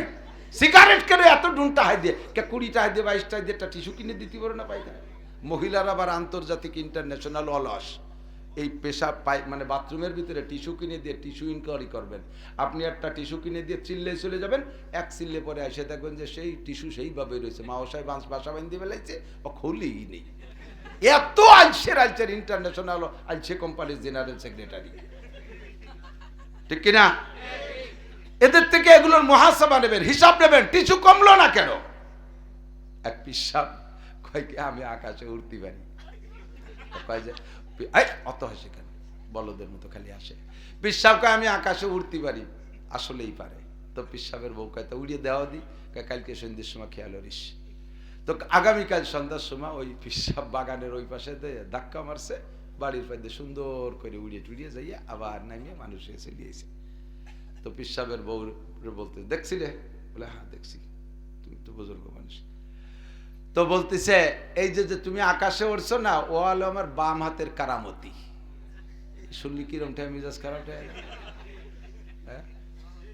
বাম হাতের কারামতি। কিছু কিছু কথা আছে বাহ্যিক ভাবে শুনতে খারাপ শোনা যায়, কিন্তু এর তর্জমা অনেক ভালো। আগের আমলে তৎকালীন হিন্দু বাদশাহ, হিন্দু রাজাদের মধ্যে মন্ত্রীরা ছিল, তার ভিতরে গল্প শুনছেন, গোপাল ভাঁড় নামে এক মন্ত্রী ছিল। গোপাল ভাঁড়, তো গোপাল ভাঁড় ওই কুইয়ে কথার গুরু ছিল। আর এরকম হাসানো কেটারটা কইতো। গোপাল ভাঁড়ের পর একদিন রাজা রাগ হইয়ে, তুই এবার জীবনে কোনোদিন মুখ দেখাবি না শয়তান, আর কোনোদিন তোর মুখ না দেখি। গোপাল ভাঁড়ের ধমক দিয়ে তাড়াই দিয়েছে। কিন্তু মন্ত্রী তো, তার তো অফিসে আসতে হবে। পরের দিন সংসদ ভবনে গোপাল ভাঁড় সবার আগে আইসে উবু রইয়ে ভাষার কাপড় সরাই দিয়ে শুয়ে রয়েছে। রাজা এসে ঢুকে, কে? কয় স্যার আমি গোপাল। এই যে সংসদ ভবনের ভিতরে এভাবে, আপনি বললেন না মুখ দেখাবেন না, তাই তুই ভাষা দিয়ে আসছে। কত বড় বটকা। গোপাল ভাঁড়ের তৎকালীন রাজার হয়েছে একটা ছেলে, এদিক খেয়াল আরে এসে গেলে একটু মাঝে মাঝে কয়া লাগে। রাজার একটা ছেলে হয়েছে, এখন মন্ত্রী পরিষদে সংসদে এসে রাজা বলতেছে, যার যার অভিব্যক্তি ব্যক্ত করো, আমার একটা পুত্র সন্তান হয়েছে, তোমাদের কার কেমন লাগে? সর্বকালে দেখবেন এই জুনিয়ররা সিনিয়রদেরকে ফুলইয়ে আকাশে উঠে কিছু পাওয়ার জন্য, পাম্পট্টি দেওয়ার গুরু। এক একজন এমপি মন্ত্রী বলতে, স্যার আপনার ছেলে কি যে লাগতেছে, আমার 5টা ছেলে হলে যেমন খুশি থাকে, তাই আপনার ছেলেতে বেশি দেখতেছে। এটা ভাও কথা না? তবুও কথি হবে রাজারে খুশি করার জন্য। কিরম লাগতেছে? কয় স্যার কি কব, আমি যদি স্বর্গেও যাই তার চেয়ে ভালো ঠেকতেছে আপনার। গোপাল পর্যন্ত আসলে কয়, গোপাল তোর কিরম ঠেকতেছে? কয়, স্যার আপনার ছেলে হয়েছে আমার পায়খানা করার মতো ঠেকতেছে। এত মানুষের মধ্যে যদি এই কয়, স্যার অপমান হয়েছে না? বদমাইশ কোথাকার। সবাই কত সুন্দর সুন্দর কয়, আর তো আমার ছেলে হয়েছে তাতে তোর পায়খানা করার মতো ঠেকতেছে। গোপাল কয়, স্যার সময় মতো জব দেব। কয়েকদিন পর সমুদ্র সফরে নদী পথে সফর বাচ্চা নৌকায় উঠে যায়। এখন যাইতে রওনা দিয়ে কদ্দূর যাওয়ার পরে রাজার আইসে পায়খানা, গোপাল আছে সাথে। কয় যে গোপাল তাড়াতাড়ি একটা ব্যবস্থা করে, একটু পায়খানা করতে হবে। কয়, স্যার এই যে এনে যে নামাবো এনে সব এই যে জাইলিরা মাছ ধরতেছে, সামনে বাঁকে যে নামাই, যত বাঁক পাল্টায় আর বেগ তত বাড়ে। এক পর্যায়ে রাজার চোখ ফুলিয়ে গেছে, মানে আর ঠেয়াতে পারতেছে না, মানে গা গামিয়ে গেছে। গোপাল মারি দিল। এই মাঝি নৌকো বেরিয়ে নামাইয়া সাইডি কয়, স্যার এই জয়ালের তলে যান। এই জয়ালের তলে যাইয়ে সাপটাত্রা হইয়া আইসা চেহারা ফুটিয়ে গেছে। কয়, স্যার কিরম ঠেকতেছে? কয়, গোপাল তা বলার না, এত ভালো যে ঠেকতেছে তা বলার না। কয়, স্যার আপনার ছেলে হলি আমার ওইরকম ঠেকছিল। ওরে শয়তান, তুই কি দিয়ে কি মিশে নুশনে কি পিসাব আকাশে উড়িয়ে আইছে। বউ কয় যে তোমার কিরামতে আমার বাবাতের মধ্যে। কয় কি ডাইনাত ক আমার ইবাদত মুনাজাত দোয়া তাসবিহ তাহলিলের ওসিলায় তুমি আকাশে উড়া শিখছো, এই বল। সে কয় বাবাতের মধ্যে। কয় কিভাবে? কয় ঠিক আছে আগামীকাল উড়ো। আগামীকাল পর্যন্ত 2-3 ওয়াক্ত যা রান্না করছে এই বাথরুমে যাইয়া ঢিলা কুলুক ব্যবহার করে ময়লা টয়লা হাতে নিয়ে সে মই মশলা বাইটে খাওয়া দিয়েছে। পিসাবের কলব দুর্বল হয়ে গেছে। বলে আজকে একটু ওড়ো তো। আজকে যে ওই পাশে বাগানের ওদের যে যত কুদি মারে উপরে ওঠার জন্য ও উপর দিক যায় না, খালি জাহি মেরে নিচেই পড়ে যায়। আইসে কয় ঘটনা কি? বুঝতে পারলাম না, তুমি কি কইলে আর কি এলে? কয় যে আমার বাম হাতের মধ্যে আমি বাথরুম করছি এই 1 দিন পর্যন্ত একবারও ঢিলা কুলুক ব্যবহার করি নাই, ময়লা হাতে রান্না করে খাওয়াইছি, তোমার কলব শেষ। আমাদের ইবাদতে স্বাদ থাকে না কেন? আমাদের ইবাদত করতে মজা থাকে না কেন? নামাজ পড়তে মনে চায় না, তিলাওয়াত করতে মনে চায় না, জিকির করতে মনে চায় না, আল্লাহ বিলে করতে মনে চায় না কেন? আমাদের নারীদের হাতের খাবারের ভিতরে এই দুর্বলতা আছে, যার কারণে আমাদের ভিতরে ইবাদতের শৌক পয়দা হয় না। মুসলমানের কলব জ্বলে যায়। নারীরা বাথরুমে পায়খানায় ঢিলা ব্যবহার করবেন বাধ্যতামূলক, আর পুরুষরা পায়খানায় তো করবেনই করবেন, পেশাবে ঢিলা ব্যবহার করবেন। না কইলে এইভাবে কবর আযাব হয়, নামাজ হয় না। আর নামাজ না কইলে কবর আযাব থেকে বাঁচার উপায় নাই। কবর আযাব থেকে বাঁচার একমাত্র তদবিরের নাম হলো নামাজ। নামাজের 5 পুরস্কারে 5টাই বলে যায়, একটু খেয়াল করেন। 3 নম্বর পুরস্কার হলো ওয়াইউতিহিল্লাহু কিতাবাহু বিয়ামিন। এই আমার দিক, কিয়ামতের ময়দানে ডান হাতে কিয়ামতের ময়দানে আমল নামা বিতরণের একটা ফাংশন হবে কি হবে না? আমল নামা বিতরণ অনুষ্ঠান হবে। যার ডান হাতে বাম মামানো উতিয়া কিতাবাহু বিয়ামিনিহি ফাসাওফা ইউহাসাবু হিসাবান ইয়াসীরা। আল্লাহ যারা ডান হাতে আমল নামে দেবে তার হিসাব সহজ হয়ে যাবে, এমনকি বিনা হিসাবে জান্নাতি। আম্মামান উতিয়া কিতাবাহু বিশিমালিহি, আর যার বাম হাতে আমল নামা দেবে ওই লোকটা চিল্লাই বলবে, ইয়া ওয়াইলাতা লাইতানি লাম উতিয়া কিতাবাহু।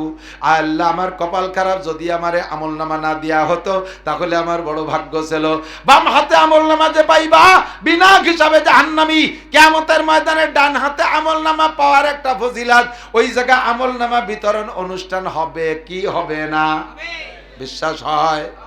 ওই লোকটার বিশ্বাস হয় যেই লোকটা নামাজ পড়ে, কারণ ওই ডান হাতে আমল নামা পাওয়ার আশা যার আছে সেই নামাজ পড়ে। বন্ধুরে ভাসমান কানে শুনো না, বন্ধু যুবক ভাসমান কানে শুনো না, অন্তর দিয়ে শোনো। ডান হাতে আমল নামা না পাইলে কিন্তু উপায় নাই। আর আমল নামা ডান হাতে পাওয়ার জন্য একমাত্র আমলটার নাম হলো নামাজ।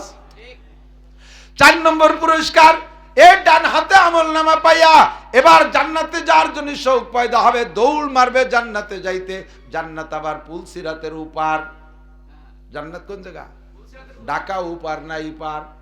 পদ্মা সেতুর উপার না ইপার? জান্নাত হলো পুলসিরাতের উপার।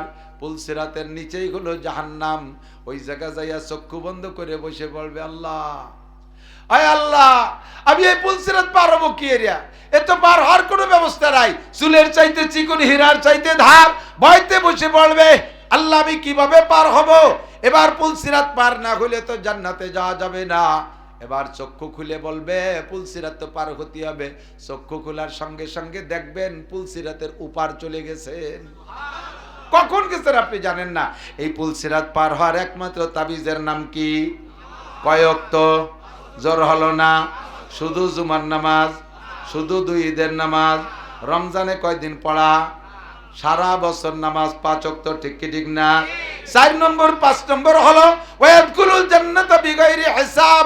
5 ওয়াক্ত নামাজের পঞ্চম পুরস্কার হলো বিনা হিসাবে জান্নাতি। আল্লাহ পাক আমাদের সকলকে নসিব করে, বলেন আমিন। এসে গেল তালে তালে বললাম, সামনে আছে শাহরুল্লাহি রমাদান, আল্লাহর সবচাইতে শ্রেষ্ঠ দামি মাস রমজান মাস। রমজানের আগের 2 মাস হলো রমজানের মুকাদ্দামা, ভূমিকা। এদিক প্রত্যেকটা ফরজ। রমজানের রোজা ফরজ না নফল? সুন্নাত না নফল? রমজানের রোজা সুন্নাত না নফল? একটু কইছেন কি? ফরজ, ঠিক না? যত ফরজ আছে দেখবেন সমস্ত ফরজের আগে পিছে সুন্নাত আছে। ফরজের আগে পিছে কি আছে? ওযুর ফরজ কয়টি? 4টি। ফরজ কয়টি? 4টি। সুন্নত আছে 10টি। সুন্নত কয়টি? 10টি। নামাজের ফরজ 13টি, সুন্নত আছে 28টি, ঠিক কি না? তো এই 4টি ফরজ এরে পরিপূর্ণ করার জন্য সাথে 10টি সুন্নত নবী সেট করে দিয়েছেন। নামাজের 4টি ফরজ ও গোসলের 4 ফরজ কি কি? 1 নম্বরে মুখ ধোয়া, 2 নম্বরে 2 হাতের কেনু সহ ধৌত করা, 3 নম্বরে মাথার 4 ভাগের 1 ভাগ মাসে করা, 4 নম্বরে 2 পায়ের টাকনু সহ ধৌত করা, ঠিক না? এই 4টের ভিতরে খেয়াল করতে হবে খুব জরুরি ভাবে। এই 4টের ভিতরে যতটুকু মাপকাঠি আছে এর ভিতরে একটা চুল রে খাড়া ভাবে রাখলে চুলের মুখে যতটুক জায়গা দখল করে এতটুক জায়গাও যদি শুকনো থাকে তাহলে খোদার কসম আপনার ওযু হবে না। খেয়াল করেন, মহিলারা হাতে পায়ে নখ পালিশ লাগায় না? এই নখ পালিশের পরিমাণ যদি নখের উপরে একটা চুলের মুখ পরিমাণ জায়গাও হয় তাহলে ওই মহিলার ওযু গোসল হবে না, নামাজ পড়া হারাম, সিজদা দেওয়া জায়েজ নেই।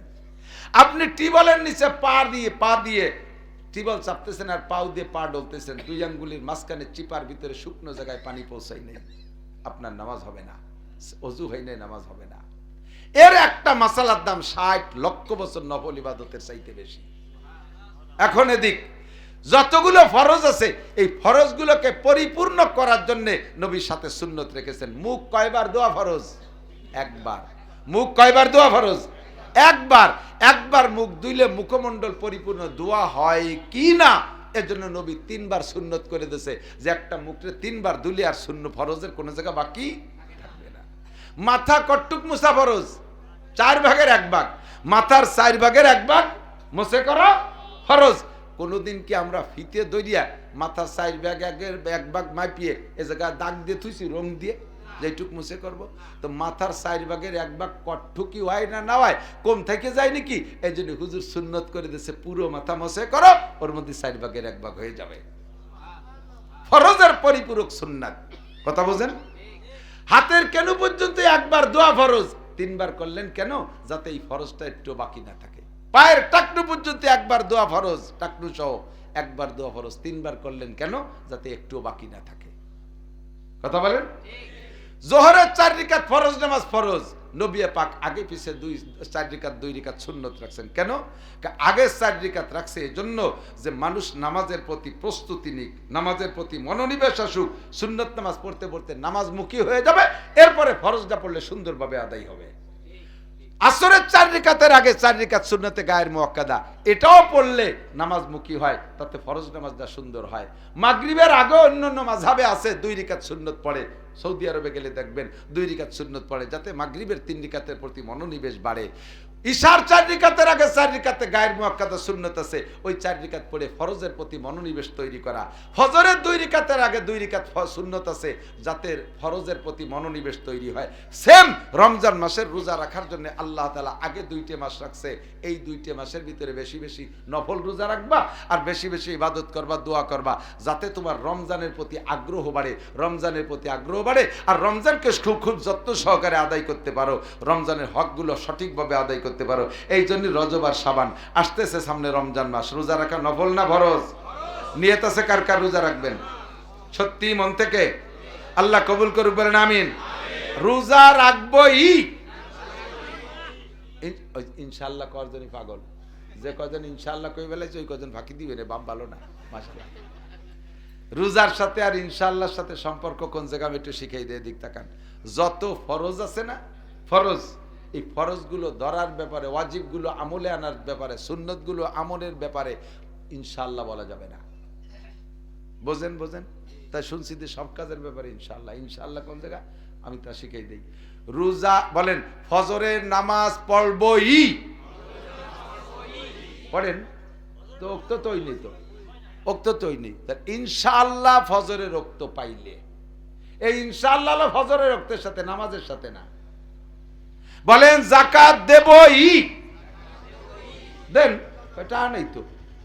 তাহলে ইনশাআল্লাহ টাকা হইলে, ইনশাআল্লাহ, এই ইনশাআল্লাহ কার সাথে? টাকার সাথে, যাকাতের সাথে না। বলেন হজ করবই, যাও, এটা নাই তো যাবো কি রে? ইনশাআল্লাহ তৌফিক হলে, এই ইনশাআল্লাহ কার সাথে? তৌফিকের সাথে। তৌফিকের সাথে, কিসের সাথে? তৌফিকের সাথে ইনশাআল্লাহ। তৌফিক যদি হয় ইনশাআল্লাহ যাব। আমার সাথে থাকতো মজিবার দারোগা। আমি কই ভাই হজে উমরায় যান না? কাকা আমি তো 12 মাস কাল পারি, আল্লাহ পারলি, খালি আল্লাহ পারলি আমি পারি। তার মানে আল্লাহ টাকা দেবে আমি চলে যাবো, আর টাকা দেয় না তো আমি যাবো কি রে? তাহলে ইনশাআল্লাহ টাকার সাথে আর তৌফিকের সাথে। কথা বলেন রমজানের রোজা রাখবই। আল্লাহ পাক বলেন ইয়া আইয়ুহাল্লাযীনা আমানু কুতিবা আলাইকুমুস সিয়াম। মুজাহিদিক তাকান, হে অন্ধ জগতের অটল বিশ্বাসী পাগলরা, তোমাদের উপরে রোজা ফরজ করা হয়েছে। কে বললেন? রোজা কি করা হয়েছে? কুতিবা মানে ফুরিজা, তোমাদের উপরে ফরজ করা হয়েছে। সাথে কি বললেন? কামা কুতিবা আলাল্লাযীনা মিন ক্বাবলিকুম, যেমন রোজা ফরজ করা হয়েছিল তোমাদের পূর্বপুরুষদের উপরে। একটু খেয়াল করতে হবে আমার দিক তাকান। যত ইবাদত আছে, একটা ইবাদতের ব্যাপারও আল্লাহ তাআলা বলেন নাই যে এইটা তোমরা করো যেমন করেছে আগের মানুষ। না, খেয়াল করতেছে না, ছেড়ে দেবো। তোমরা নামাজ পড়ো যেমন পড়ছে আগের মানুষ, কোন জায়গা নাই এ কথা। নামাজ পড়ো, আকিমুস সালাত, নামাজ পড়ো। তোমরা হজ করো যেমন করেছে আগের মানুষ, এ কথা কোথাও বলে নাই। তোমরা যাকাত দাও যেমন দিয়েছে আগের মানুষ, এ কথা বলে নাই। তোমরা কুরবানি করো যেমন করেছে আগের মানুষ, এ কথা বলে নাই। তোমরা পর্দা করো যেমন করেছে আগের মানুষ, এ কথা বলে নাই। কিন্তু রোজার ব্যাপারে আল্লাহ বললেন তোমাদের পর রোজা ফরজ করা হয়েছে যেমন করা হয়েছিল আগের মানুষের উপরে। কথা কেন বললেন? কয় যে অন্য ইবাদত আর রোজার মধ্যে একটু পার্থক্য আছে। অন্য ইবাদত আর নামাজ পড়তে অত কষ্ট হয় না, যাকাত দিতে অত কষ্ট হয় না, হজ করতে অত কষ্ট হয় না। কিন্তু রমজানের রোজা রাখতে 30টা দিন না খাইয়ে থাকা অরিজিনালি কষ্টের ব্যাপার, ঠিক না? এই জন্য আল্লাহ পাক বললেন যে তুমি মনে করছো এই কঠিন ইবাদত শুধু তোমাদের পর চাপাই দিছি, এ মনে করো না। কামা কুতিবা আলাল্লাযীনা মিন ক্বাবলিকুম, এরকম রোজা আগের মানুষের উপরে ফরজ করা হয়েছিল। এরকম রোজা আগের মানুষ। আমার দিক তাকান, কেউ যদি কোনো ডাক্তারের কাছে যান, ডাক্তারে যদি আপনারে সিরাপ ওষুধ দেয়, মিষ্টি সিরাপ দেয়, মিষ্টি সিরাপ দেয়, তাহলে এ বলে লেহাই আছে মিষ্টি সিরাপ। এখন আপনারে এই সিরাপ খাওয়ার ব্যাপারে কিন্তু কোনো রেফারেন্স দেওয়া লাগে না। খান, এই সিরাপ খান। আরো কত মানুষ খাচ্ছে, খান, অসুবিধা হবে না, গলায় বেঁধে মরিয়ে যাবেন না, খান। কল লাগে নাকি? ছোট ছোট বড়ি দেশে, বড়ি খান। আপনি খান কি না খান এর জন্য বলা লাগে না যে আরো কত মানুষ খাচ্ছে আপনি খান, এগুলো বলা লাগে না। বরঞ্চ সিরাপ দেশে, মিঠে সিরাপ খাতি করেছে 2 মুখটি, আজ বোতল খেয়ে বেলাই দিছে, একবারে গড়গড়ায় ডাঙ্গিয়ে মিঠে লাগছে, খেয়ে বেলাই দিছে, ঠিক না? কিন্তু যদি অপারেশন আসে, অ্যাপেন্ডিসাইটিস অপারেশন, সেই জন্য না আমি মরে গেলাম অপারেশন হবো না, আমি কোনোদিন একটা ইনজেকশন তাই নিই, আমি মুরগি জবই দিয়ে রক্ত তাই দেখতে পাই না, আমি অপারেশন হবো না। তখন আপনার অপারেশন তো করাই লাগবে। এই সময় আপনাকে 2-একটা রেফারেন্স দেখানো লাগে। ডাক্তার সেই সময় দল ধরে ওইরা নিয়ে যায়, আসো তুমি আগে দেখে যাও। নিয়ে তার হাসপাতালে যেসব রোগীগুলো অপারেশনে শোয়ানো রয়েছে 30 জন, কয় যে এই একই অপারেশনে এদেরকে শোয়াই রাখছে, অপারেশন করে শুনি দেখে কষ্ট হয়েছে নাকি। যাই কয় ভাই কিরম ঠাকছিল, কোন ফাঁকে যে কাটলো টেরই পেলাম না। যখন 10-15 জন 20 জনের কাছে শুনছে, তারপরে আচ্ছা তা ঠিক আছে অপারেশন করেন। এই অপারেশনটা বিপজ্জনক, ভয়াবহ। এই জন্য রিফারেন্স দেখানো লাগে। মিঠে ওষুধ খাওয়াতে রিফারেন্স দেওয়া লাগে না, ট্যাবলেট খাওয়াতে রিফারেন্স দেওয়া লাগে না, আল্লাহ কায় নামাজ পড়াতে রিফারেন্স লাগে না, হজ করতে রিফারেন্স লাগে না, যাকাত দিতে রিফারেন্স লাগে না। রোজার ব্যাপারে রিফারেন্স দিলাম কেন? এটা অপারেশনের মতো একটা কষ্টদায়ক ইবাদত। একটানা 30 দিন তুমি প্রত্যেক দিন রোজা রাখবা, 16-17 ঘন্টা জ্যৈষ্ঠ মাসে রোজা, কত কষ্ট। আরো যদি ক্ষেত খামারে কাজ বাদে অবশ্যই পরিশ্রমের কাজ। কাজেই তুমি এ ব্যাপারে মনে করো না যে এটা শুধু আমাদের পর আল্লাহ চাপাই দিয়েছে, কামা কুতিবা আলাল্লাযিনা মিন ক্বাবলিকুম, তোমাদের পূর্বপুরুষরাও রোজা রাখছে, বরঞ্চ তাদের রোজা কঠিন ছিল। আমার দিক তাকান, আমরা রমজান মাসে কয়েক তো খাই না, কথা খান না, রমজান মাসে কয়েক তো খান না, এক ওক্ত খান না আপনারা। আমি 3 ওক্তই খাই রমজান মাসে। সেহরি খাই, সকালে খাবার, একটু রাত থাকতি, দুপুরে খাবার, ইফতারের সময় খাই, আর রাতে খানা তারাবির পরে খাই। 3 ওক্তই তো খেলাম। ওক্ত একটা মার গেছে নাকি? একটু শরীর উড়িয়ে গেছে, এটা আগেই বাস হয়ে গেছে। বাকি খাওয়া 3 ওক্ত ঠিক আছে কিনা? ঠিক আছে না? আরো দুপুরে ওক্ত শরীর কান সন্ধ্যের সময় আইছে, এর কাজা কাফারা কিভাবে আদায় করেন? 20 প্রকার নিয়ে বসেন, খেচড়ি, খুতফুটডু, দাবড়া, ডাল, চাল, শরবত, কত ফল। কেন দুপুরে ওক্ত সন্ধ্যের সময় আইছে, এর কাজা কাফারা আদায় করে ছাড়েন, একটু কম খান না, ঠিক না? আর আগের সময় একটা রোজা, কোন এক সময় রোজা শুনছি এরকম ছিল যে রোজা মাত্র একটা, তবে রোজাটা কি? ফাঁকা জায়গায় যে মরুস্তরের পর শুইতে হবে, বেলা ওঠার সময় বেলার দিক তাকাইতে হবে, চোখে পলক মারা যাবে না। সারাদিন বেলাটা ঘুরে আসবে, চোখে পলক মারতে পারবে না। আর এই মুখের থেকে জিহ্বা আস্তে আস্তে বের হতে থাকবে। দুপুর আস্তে আস্তে, বেলা ঠিক দুপুর হতে হতে সম্পূর্ণ জিহ্বা বের হয়ে যাবে। এরপরে বেলা গড়ার পর থেকে ধীরে ধীরে জিহ্বা তার নিজ গতিতে মুখের মধ্যে ঢুকতে থাকবে, চোখে পলক মারতে পারবেন না, চাইয়ে থাকতে পারবেন বেলার দিক। এসি দিতে দিতে নাক ব্যথা হয়ে যাবে, মাথার বের মতো একটু হয়ে যাবে, ঠিক না? আর সন্ধ্যা পর্যন্ত একটা রোজা, যদি রোজাটা কবুল হয় তাহলে আসমান থেকে ইফতারি নাজিল হবে। সুবহানাল্লাহ। তো রোজাটা রাহি দেখছেন কিরমটায়? ওই একটা রোজায় কষ্ট বেশি না, আমাকে 30টাই কষ্ট বেশি, ওই একটাই কষ্ট বেশি, ঠিক না? ইয়াহইয়া, মারিয়াম, জাকারিয়া আলাইহিমুস সালামদের সময় রোজা ছিল, দিন বইরে খাতি পারবা, খাওয়াই কোনো বাধা নাই, শুধু কথা কবা না। কথা না বলার নাম রোজা। কয় যে ওরে আল্লাহ, সেই রোজা যদি আমরা পাতাম, দিন বইরে খাবো, 3 মাস কথা খাবো না, শুধু দেখি গাতি বাইরে ঘরের কোড়ায় পড়ি তা করলে চলি উঠবো না। অত সস্তা না। আপনার বাড়ি আগুন ধরে গেছে, চুপ করে বসে থাকতে পারে, মুখ বুঝে মরি বেড়াবে, কেউ নিভে দিয়ে যাবে আগুন। আপনার বাড়ির থেকে আপনার মেয়ে ছেলেদেরকে কেউ ধর্ষণ অপহরণ করতেছে, আপনি রোজা রয়েছেন, চুপ করে বসে থাকতে পারবেন? আপনি রোজাদার দোকানে বসে রয়েছেন, ক্যাশব্যাক সাথে সবটা নিয়ে যাচ্ছে, কথা তো কোয়া যাবে না, পারবেন? তাহলে এই মুখ বন্ধ করে কথা না বলা রোজার চাইতে আমাদের রোজা কঠিন না সহজ? আমাদের রোজা সহজ, ঠিক না? এর বিনিময় রেখেছে, তাদের অত দেয় নাই। আল্লাহ তাআলা বলে, আল্লাহ পাক রব্বুল আলামিনের বিনিময় রেখেছে কি? নবী পাক বলেন, মান সামা রমাদান ঈমানান ওয়া ইহতিসাবা, যে ব্যক্তি রমজান মাসে রোজা রাখে ঈমানের সাথে, একটু দিক, রোজা রাখবো কিসের সাথে? আল্লাহর হুকুম সেই বিশ্বাসে, ওয়া ইহতিসাবা, এবং নেকির নিয়তে, সওয়াবের আশায়। আল্লাহ পাক, আল্লাহর নবী বলেন, গুফিরা লাহু মা তাকাদ্দামা মিন যামবিহি, ওই লোকটার আগের জীবনের সব গুনাহ ক্ষমা করে দেওয়া হয়। ওমান কামা রমাদান ঈমানান ওয়া ইহতিসাবা, যে ব্যক্তি রমজান মাসে দিনের বেলা রোজা রাইখা 5 ওয়াক্ত নামাজ ঠিক করে আদায় করে, রাতের বেলা তারাবির নামাজ সুন্দর করে পড়ে, গুফিরা লাহু মা তাকাদ্দামা মিন যামবিহি, ওর জিন্দেগীর সব পিছনের গুনাহ ক্ষমা করে দেওয়া হয়। এরকম রোজাদার আছে না? না, রমজানে রোজা রাখে, বাড়ির সবাই রাখছে, গতানুগতিক রোজা রাখে, নামাজ পড়ে না। সন্ধ্যের সময় গলা সমান খাইয়ে সেই ইফতারির দস্তারখানে ফাটফাট হয়ে শুয়ে পড়ছে, আজান দে, নামাজ পড়িয়ে আগে, কথা কই না, রোজা ছিলাম। রোজা ছিল বলে ওর সাথে কথাই কওয়া যাবে না, প্রমোশন পাইছে, রয়েছে শুয়ে তারাবির ইশারা আজান দে, চল যায় নামাজ পড়ে, কথা কই না, রোজা ছিলাম, কালকে আবার রোজা থাকতে হবে না, আজকে ছিল কাল থাকতে হবে, জানি তারাবি পড়বে না। আছে না নাই? ইয়াসুমুন ওয়ালা ইউসাল্লুন, রোজা রাখে কিন্তু নামাজ পড়ে না। ইয়াসুমুনা ওয়ালা ইস্তানিবুনাল হালাল আনিল হারাম, তাদের রোজায় 1 পয়সারও নেকি নাই, গুনাহ মাফ হবে না ওই রোজায়। যারা রোজা রাখে কিন্তু হালালকে হারাম থেকে পার্থক্য করে না, সুদে টাকার সেহরি, ঘুষের টাকার ইফতারি, সুদে টাকার সেহরি, ঘুষের টাকার ইফতারি, হারাম টাকায় যে সেহরি ইফতারি করে ওই লোকটার রোজায় 1 পয়সারও নেকি হবে না। লা ইস্তানিবুনাল হালাল মিন হারাম, হারাম থেকে হালালকে পার্থক্য করে না। যা পায় জম্মের গিলা গিলতি তালে থাকে। ছেলেটা চাকরি করে পুলিশের 25,000 30,000 টাকা বেতন, বাপরে শুধু রমজানে ইফতার আর সেহরি বলে পাঠাইছে 1.5 লাখ টাকা। এটা কইতে বলিয়া তোমার আলাদা অ্যাকাউন্টে আল্লাহ পাঠাই দিছে। কয় রাস্তা ট্রাকের সাথে মুসাফা করছি পেয়ে গেছি।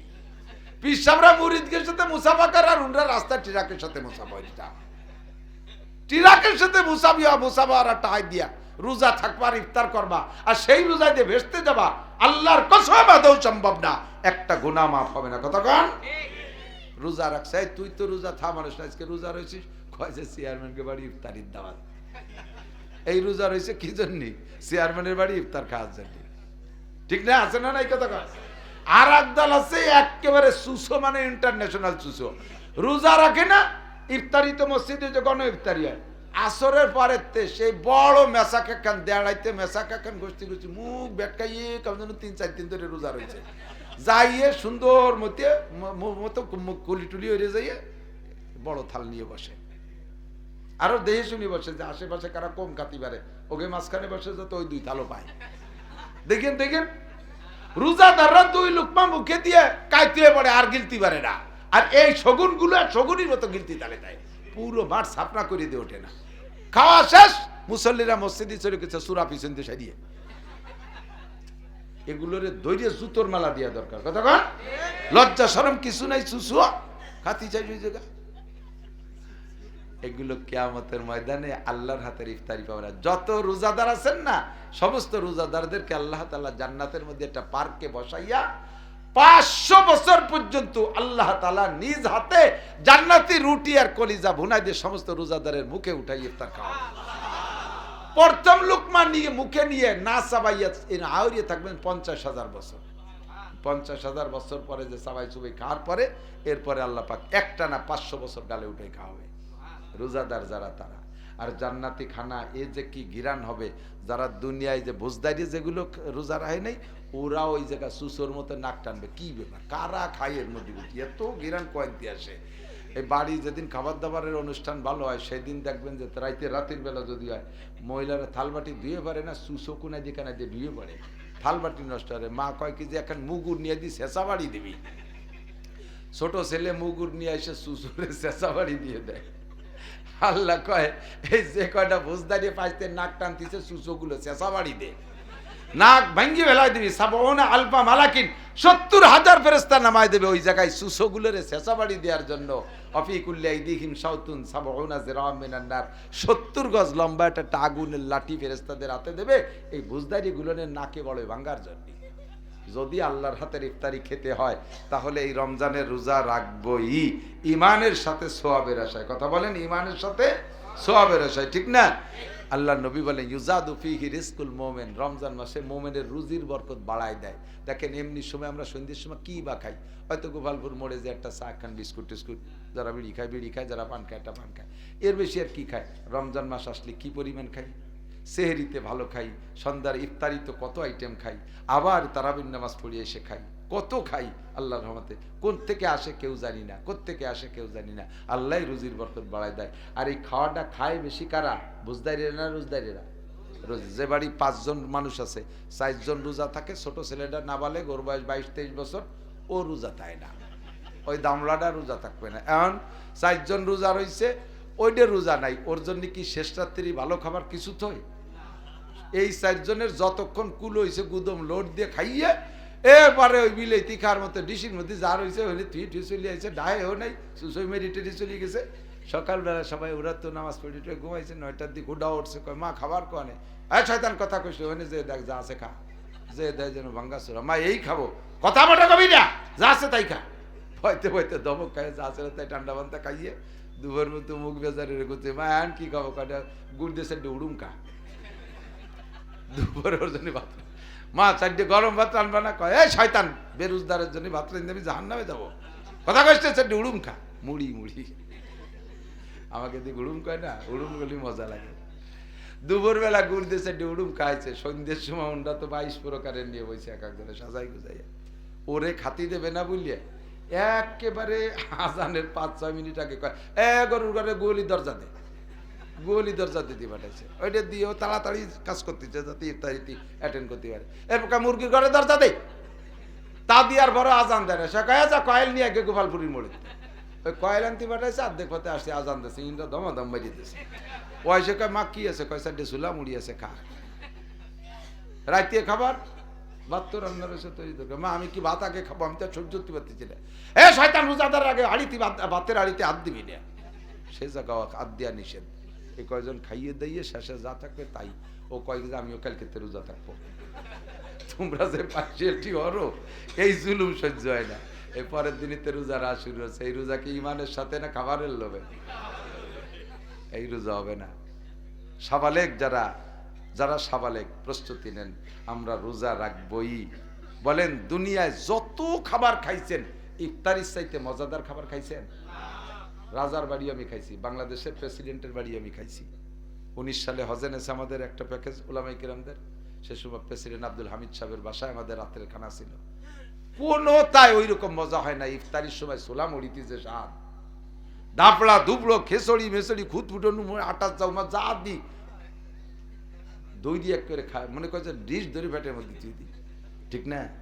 এই জন্য হযরত আলী বলেন লিসাহিবে ফারহাতান, হুজুরের হাদিস, রোজাদারের দুইটা খুশি। কয়টা? ফারহাতুন ইনদা লিকায়ে রাব্বিহিম, একটা হলো প্রথম বলছি আল্লাহ তাআলা মুখে উঠেই খাওয়াবে, ওই দিনের খুশির তুলনায় খুশি হয় না। আরেকটা হলো খুশি ফারহাতুন ইনদা ফিতরিহিম, প্রত্যেকদিন ইফতারির সময় যে মজা, এই তো খাবো, এই তো খাবো, এই তো। আর কয় বুড়োরা জিজ্ঞেস করে, ও বাবা কয় মিনিট আছে ইমাম সাহেব, মুয়াজ্জিন সাহেব? কাকার কথা কই না 4 মিনিট আছে। তোর 4 মিনিট মধ্যে শেষই হয় না। সে আসরের পরে তো করছিস 4 মিনিট, আসরের পরে বলে 4 মিনিট। তোর গড়ি নষ্ট আমি মারিয়ে দিলাম। কিন্তু এর মধ্যে আর এক মসজিদে আজান দেয়, কই ওই মসজিদে? কয় না কাকা, হলো হিন্দুরা উলুধ্বনি দিতেছে। চুপ করেন, এটা আর 4 মিনিট। এই যে খাবো খাবো একটা ভাবের পর যে খানা, এই খানার চাইতে জগতে মজার হতে পারে? এটা তুমি জীবনেও বুঝবা না। শ্বশুর বাড়ির খাবারও এই স্বাদ নাই, প্রেসিডেন্ট প্রধানমন্ত্রীর বাড়ি এই খাবারের স্বাদ নাই। এই মজাটা নিতে হলে রমজানের রোজা রাখতে হবে। হযরত আলী বলেন 3টে জিনিস আমার ভালো লাগে, একরামুজ যায়িফ, মেহমানকে মেহমানদারি করতে ভালো লাগে, আযরবু বিসাইফ, ময়দানে যে কাফের মারতে আমার ভালো লাগে, অসাওমু ফিসাইফ, গরমকালে রোজা রাখতে ভালো লাগে। কারণ গরমকালে রোজা রাখলে কষ্ট বেশি হয়, ইফতারিতে মজা বেশি হয়। ঠিক আছে না? রমজান মাস মহিলাদের বড় ইনকামের মাস, বড় ইনকামের মাস। বাড়ি যে কয়জন রোজা থাকবে ওই কয়জনের খাবার দাবার অ্যারেঞ্জ করবে মহিলারা। সমস্ত যে কয়জন রোজাদার হবে ওই কয়জন রোজা রেখে যে নাকি পাবে, এর ব্যবস্থাপক যারা এরা তৈরি করে, যারা ইন্তজাম করে যে মহিলা, ওই মহিলাদের আমল নামে আল্লাহ তাআলা অতিরিক্ত ওই কয়জন রোজাদারের নেকি দিয়ে দেবে। শর্ত হলো মহিলা রোজা রাখবা, নামাজ পড়বা, আর তুমি ঈদ বাজার করতে গোপালগঞ্জ বিটাকের সাথে ঠেলা খাতে যাবা না, রামদের বাজারে যাওয়ার দরকার নাই। স্বামীরা যা কিনে দেয় তারপর আত্মতৃপ্তি থাকবা। কতক্ষণ? আর আপনারা আমরা বলদ হয়ে গেছি, পুরুষরা এখন সব বলদ হয়ে গেছে। বউকে জীবনে কোনোদিন মহিলাদেরকে কোনোদিন মার্কেট করতে যাইতে অনুমতি দেবেন না। একবার যদি ওরা নিজেরা যে বাজার করে, নিজেদের বাজার নিজেরা করা একবার করে, আর জীবনে কোনোদিন ওদেরকে কিছু কিনে দিয়ে খুশি করতে পারবেন না, কোনোদিন পারবেন না। আপনি শাড়ি একখানে নিয়ে দিয়েছেন 5000 টাকা দিয়ে, উনি জাতি পারেন নাই বলে কয়টা হানেছে, চাও চোখের চাউনি আলাদা, বুতুম পেশার মতন বড় বড় চোখ, কয়টা হানেছে? আমি 5000 টাকা। ও আমি গেলি 2000 টাকা দেন। আপনি সেই সকালে যে রামদের বাজারের দোকানে একটাও ঘুরতে বাদ দেয়নি, আর সেই যে একটা হয় যে কুমাতি কুমাতি কুমাতি কুমাতি এনে এনে ঠেয়াইছি, আর তুমি কও যে 2000 টাকা, ঠিক আছে যত সামনেতে তুমি কিনো। ও তো ওই নিজে যাবে বিদায় এই কৌশল আসছে, সামনে যা এনে দেবেন কিচ্ছু পছন্দ হবে না, কিচ্ছু পছন্দ হবে না। আমার মারা সাবধান, তোমরা সাজবা না তা না, তোমাদের সাজের সাজ শরিয়াত। আল্লাহ পাক নিজেই বলেছেন সাজবা কোন জায়গায়, তোমাদের সাজনকে দেখাবা কোথায়। ওয়ালা ইউবদিনা যিনাতাহুন্না ইল্লা লিবুলাতিহিন্না, তোমার সাজন কোজন সব দেখাবা তোমার স্বামীকে। তোমার স্বামী যদি 300 টাকা দামে শাড়ি কিনে দিয়ে তাই দেখে তৃপ্তি পায়, বাস তুমি আলহামদুলিল্লাহ বলো। পোশাকের একটা স্বভাব আছে, দামি ভালো পোশাক পরে ঘরে থাকতে মনে চায় না। পুরুষরাও দেখবেন দামি ভালো প্যান্ট, ভালো শার্ট, টাই পরবেন, জুতো পরবেন, এরপরে কি ঘরে দরজা বন্ধ বসে থাকতে মনে চায়? খালি পোশাকে ঠেলে, চল একটু মোড়ে চল, চল একটু মোড়ে চল। এই মোড়ে যায় গোপাল বুড়ি মোড়ে দিয়ে হাঁটে আর ফাঁসা এরম মোড়ায় মোড়ায় পাশতে পাশতে দূরে থেকে দেখছি শার্ট, স্মার্ট ম্যান। শার্ট পালো কোথায়? এই প্যান্ট দেখছিস ও মনে হয় বাংলাদেশি প্যান্ট না, জুতোর ভাব দেখছিস, একটু উড়িয়ে উড়িয়ে কানে আসে আর ছোট ছোট জাহি মারেও ভাব দেয়। এলো পোশাকের স্বভাব, পোশাকে পরিয়ে পোশাকওয়ালাকে ঘরে থাকতে দেয় না, খালি মানুষের মধ্যে নেবে, মানুষকে দেখাবে। মহিলাদেরকে যত দামি শাড়ি পরাবেন, ওই শাড়ি পরেছে ঘরের মধ্যে লুকায় থাকতে পারবে না, ওই শাড়ি দেখাইতে তার রাস্তায় যেতে মনে চাবে, শাড়ি দেখাইতে তার বাজারে যাইতে মনে চাবে। কথা কন না কেন? আপনি বুঝ নিতে হবে, আপনার এটা হিসাব রাখতে হবে। আমার এই সাজগোজ অলংকার পোশাক আশা দেখবে আমার স্বামী, সে আমারে যা কিনে দিয়ে যা পরাইয়া খুশি থাকে, বাস আলহামদুলিল্লাহ। যদি এতে শকর আদায় করতে না পারেন, তাহলে আপনি যাবেন মার্কেটে, রমজানে রোজা থাইয়ে রামদের বাজার, গোপালগঞ্জের বাজার ফিল্ডিং মারিয়ে আসবেন, আর কবে যে রোজা থাইয়ে জান্ডা শেষ হয়ে গেছে ঈদ বাজার করতে। তোমার রোজা বাড়ি যায়নি চাষি, ওই বিটাকে কেনুর গুতোই রোজা গোপালগঞ্জ আর রামদের বাজারে রয়ে গেছে। এই সমস্ত রোজায় ওই পুরস্কার দেওয়া হবে না। আল্লাহ তাআলা আমাদের রমজান মাসের হক আদায় করে ইবাদত করার তৌফিক দান করবেন। লাস্ট ফিনিশিং ছোট্ট একটা কথা, এদিক তাকান, এদিক তাকান। দুনিয়ায় মানুষের চাকরি করেন, চাকরি করে না অনেকে, সরকারি চাকরি যারা করে তাদের দেখলে বুঝবেন, মাসে 30, 40, 50 হাজার টাকা বেতন পায়, সংসারে যা খরচ বেতনের টাকায় সমান সমান হয়ে যায়, ডানিভাবে রাখতে পারে না, তারপরও চাকরি করে যায়, কিছুই ডানি করতে পারে নাই। কেন? রিটায়ার্ডের সময় একবারে 50 লাখ টাকা পাবো, এই টাকাটাকে সামনে করে নিয়ে সমান সমান চাকরি করতে থাকে। রিটায়ার্ডের পরে ওই 50 লাখ টাকা নিয়ে এসে যারা একটু বুদ্ধিজীবী জ্ঞানী মানুষ, তারা কি করে, 25 লাখ টাকা দিয়ে ওই কাশিয়ানির আশপাশে একটু জমি রাখে, রামদের বাজারে পাশে একটু যে জায়গা ভাড়া চলে, একটু 25 লাখ টাকা দিয়ে জমি রেখে আর 25 লাখ টাকা দিয়ে 3 ইউনিটের ছোটো মোটো একটা বাসা বানায় দেয়, যে 3টে ফ্যামিলিরে ভাড়া দেওয়া যায়, যাতে মাসে মাসে 3 ফ্যামিলির থেকে 3 ইউনিট থেকে 3 10 30,000 টাকা আসে। এই দিয়ে আমি মরাকাল পর্যন্ত দিয়ে মুছে খাতি পারবো, ছেলে মেয়ের মোকাবেক কেউ লাগবে না। এই লোকটা জ্ঞানী মানুষ, এই লোকটা কি জ্ঞানী মানুষ, যে কাহারও কাছে মোকাবেক কেউ লাগবে না, 3 ইউনিট থেকে আমার টাকা আসবে, ভাড়ার টাকা।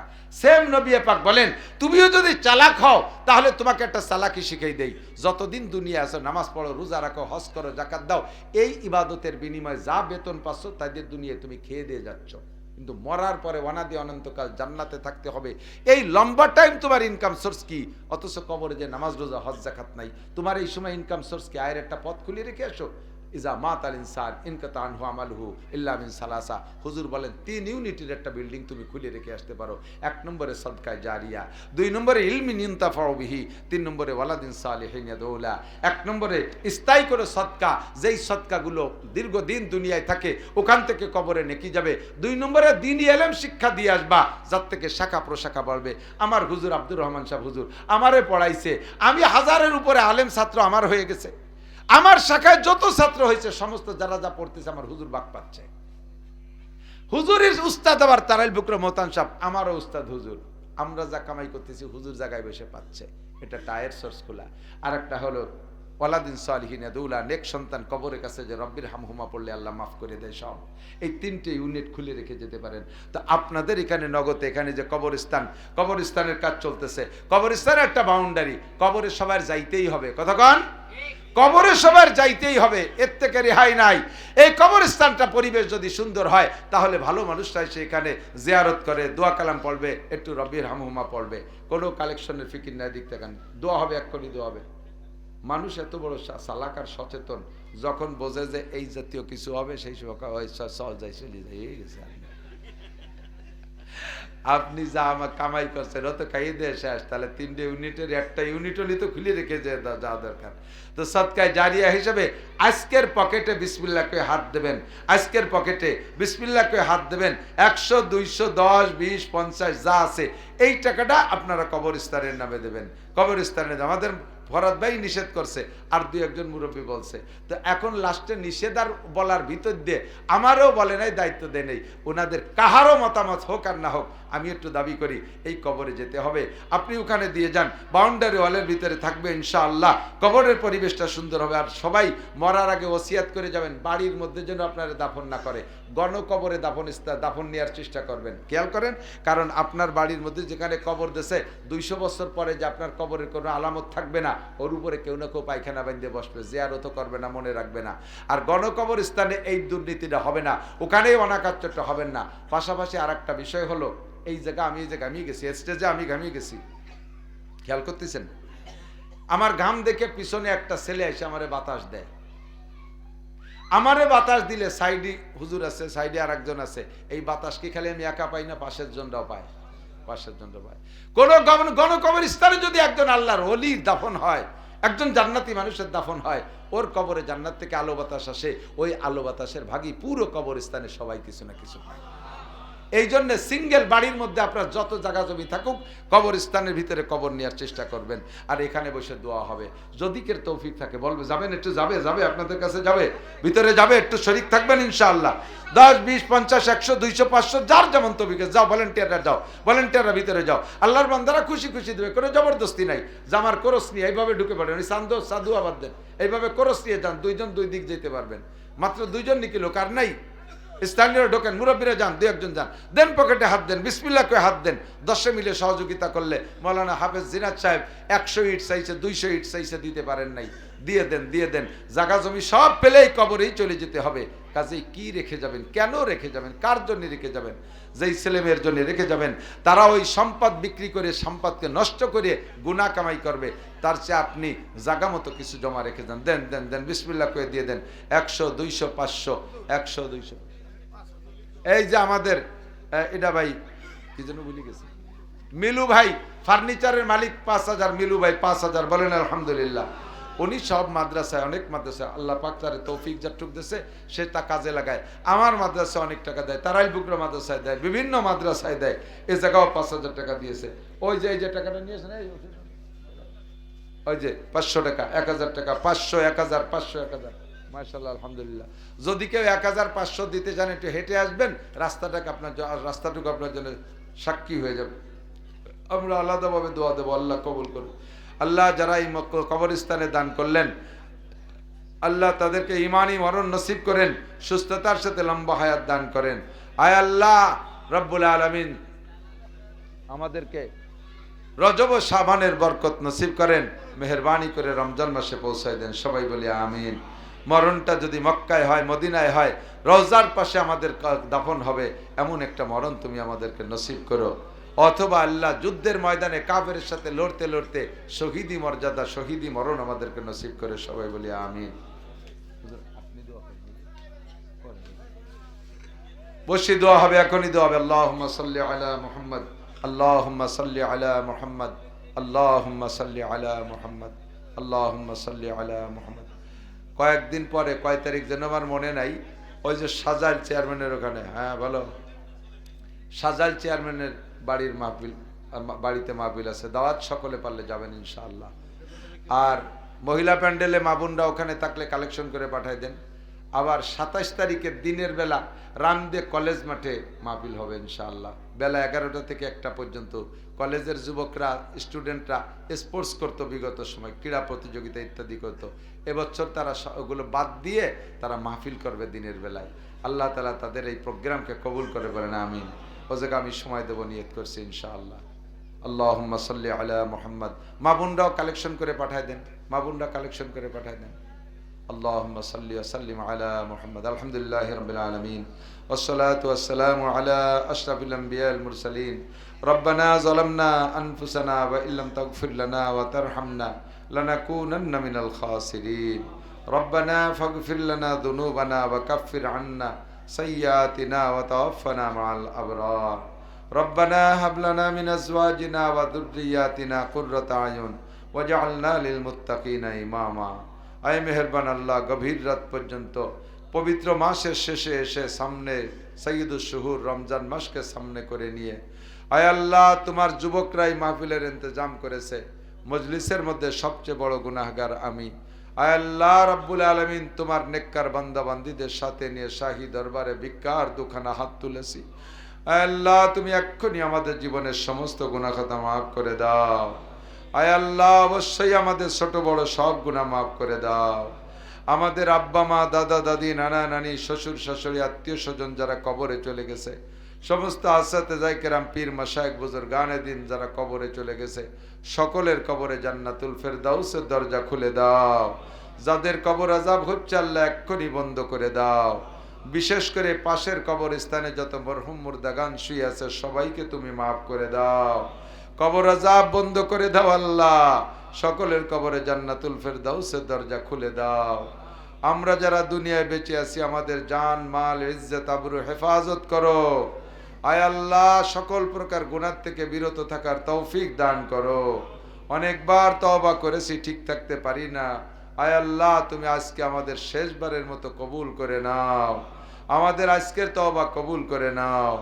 মেহেরবান আল্লাহ, আমাদেরকে সুস্থতার সাথে, ইজ্জতের সাথে, প্রশস্ত হালাল রিজিকের সাথে লম্বা হায়াতে তয়বা দান করো। অসুস্থ অবস্থায় হাসপাতালের বেডে, ঘরের বিছানায় ফেলে রেখো না আল্লাহ। হায়াত শেষ হয়ে গেলে অল্পের ভিতরে আল্লাহ সাকরাতে মউত ছাড়া ঈমানের সাথে তোমার রহমতের কোলে তুলে নিও। আয় আল্লাহ, তোমার কাছে সুস্থতার সাথে, ইজ্জতের সাথে, প্রশস্ত হালাল রিজিকের সাথে আমরা সবাই লম্বা হায়াতে তয়বা ভিক্ষা চাই। দুনিয়ার ভোগ বিলাসের জন্য নয় আল্লাহ, বাকি জিন্দেগি একটু ইবাদত করব সেজন্য হায়াত চাই। আয় মেহেরবান আল্লাহ, এই মাহফিলের ইন্তজাম করেছে যারা, আমার হুজুর সাহায্য করেছেন, আয় আল্লাহ মসজিদের ইমাম সাহেব সাথে আছেন, যুব সমাজ পরিশ্রম করেছেন, মুরব্বীরা সহযোগিতা করেছেন, মা বোনরাও যে যাভাবে পারছে সাহায্য করেছে, সকলের দান সহযোগিতা পরিশ্রমকে তুমি আনসার ও বদরি সাহাবাদের সাথে কবুল করে নাও। আয় মেহেরবান আল্লাহ, এদের আমল নামা নেকি দ্বারা ভরপুর করে দাও, এদের সব মাকাসেদে হাসানা পূরণ করে দাও। আয় আল্লাহ, কবরস্থানগুলো যারা যা দান করলো সকলের দান তুমি কবুল করে নাও। ব্যবসায়ী বাণিজ্যিক যারা আছে তাদের ব্যবসা বাণিজ্যে বরকত দান করো। আয় আল্লাহ, সকলের ব্যবসার ভিতরে হালালভাবে বরকত দান করো। চাকরিজীবীদের মান সম্মানের সাথে রিজিকের বরকত দান করো। মেহনতি কৃষকের ক্ষেত খামারের ভিতরে আল্লাহ সুজলা সুফলা করে দাও, বরকতপূর্ণ ফলন দাও। যারা অসুস্থ আছে, আরো মা বোনরা পর্দার আড়ালে হাত তুলেছে, সকল রুগীদেরকে তুমি সুস্থ করে দাও, সব রুগীদেরকে সুস্থ করে দাও, সকলের নেক আশা নেক তামান্না পূরণ করে দাও। আমাদের দোয়া তোমার হাবিবের তুফাইলে কবুল করে নাও। রব্বির হামহুমা কামা রব্বায়ানি সগীরা রব্বি জিদনি ইলমান নাফিআ। সাল্লাল্লাহু তাআলা আলা খায়রি খালকিহি সাইয়্যিদিনা মুহাম্মাদিন ওয়া আলিহি ওয়া আসহাবিহি আজমাইন বিরহমাতিকা ইয়া আরহামার রাহিমিন। আসসালামু আলাইকুম।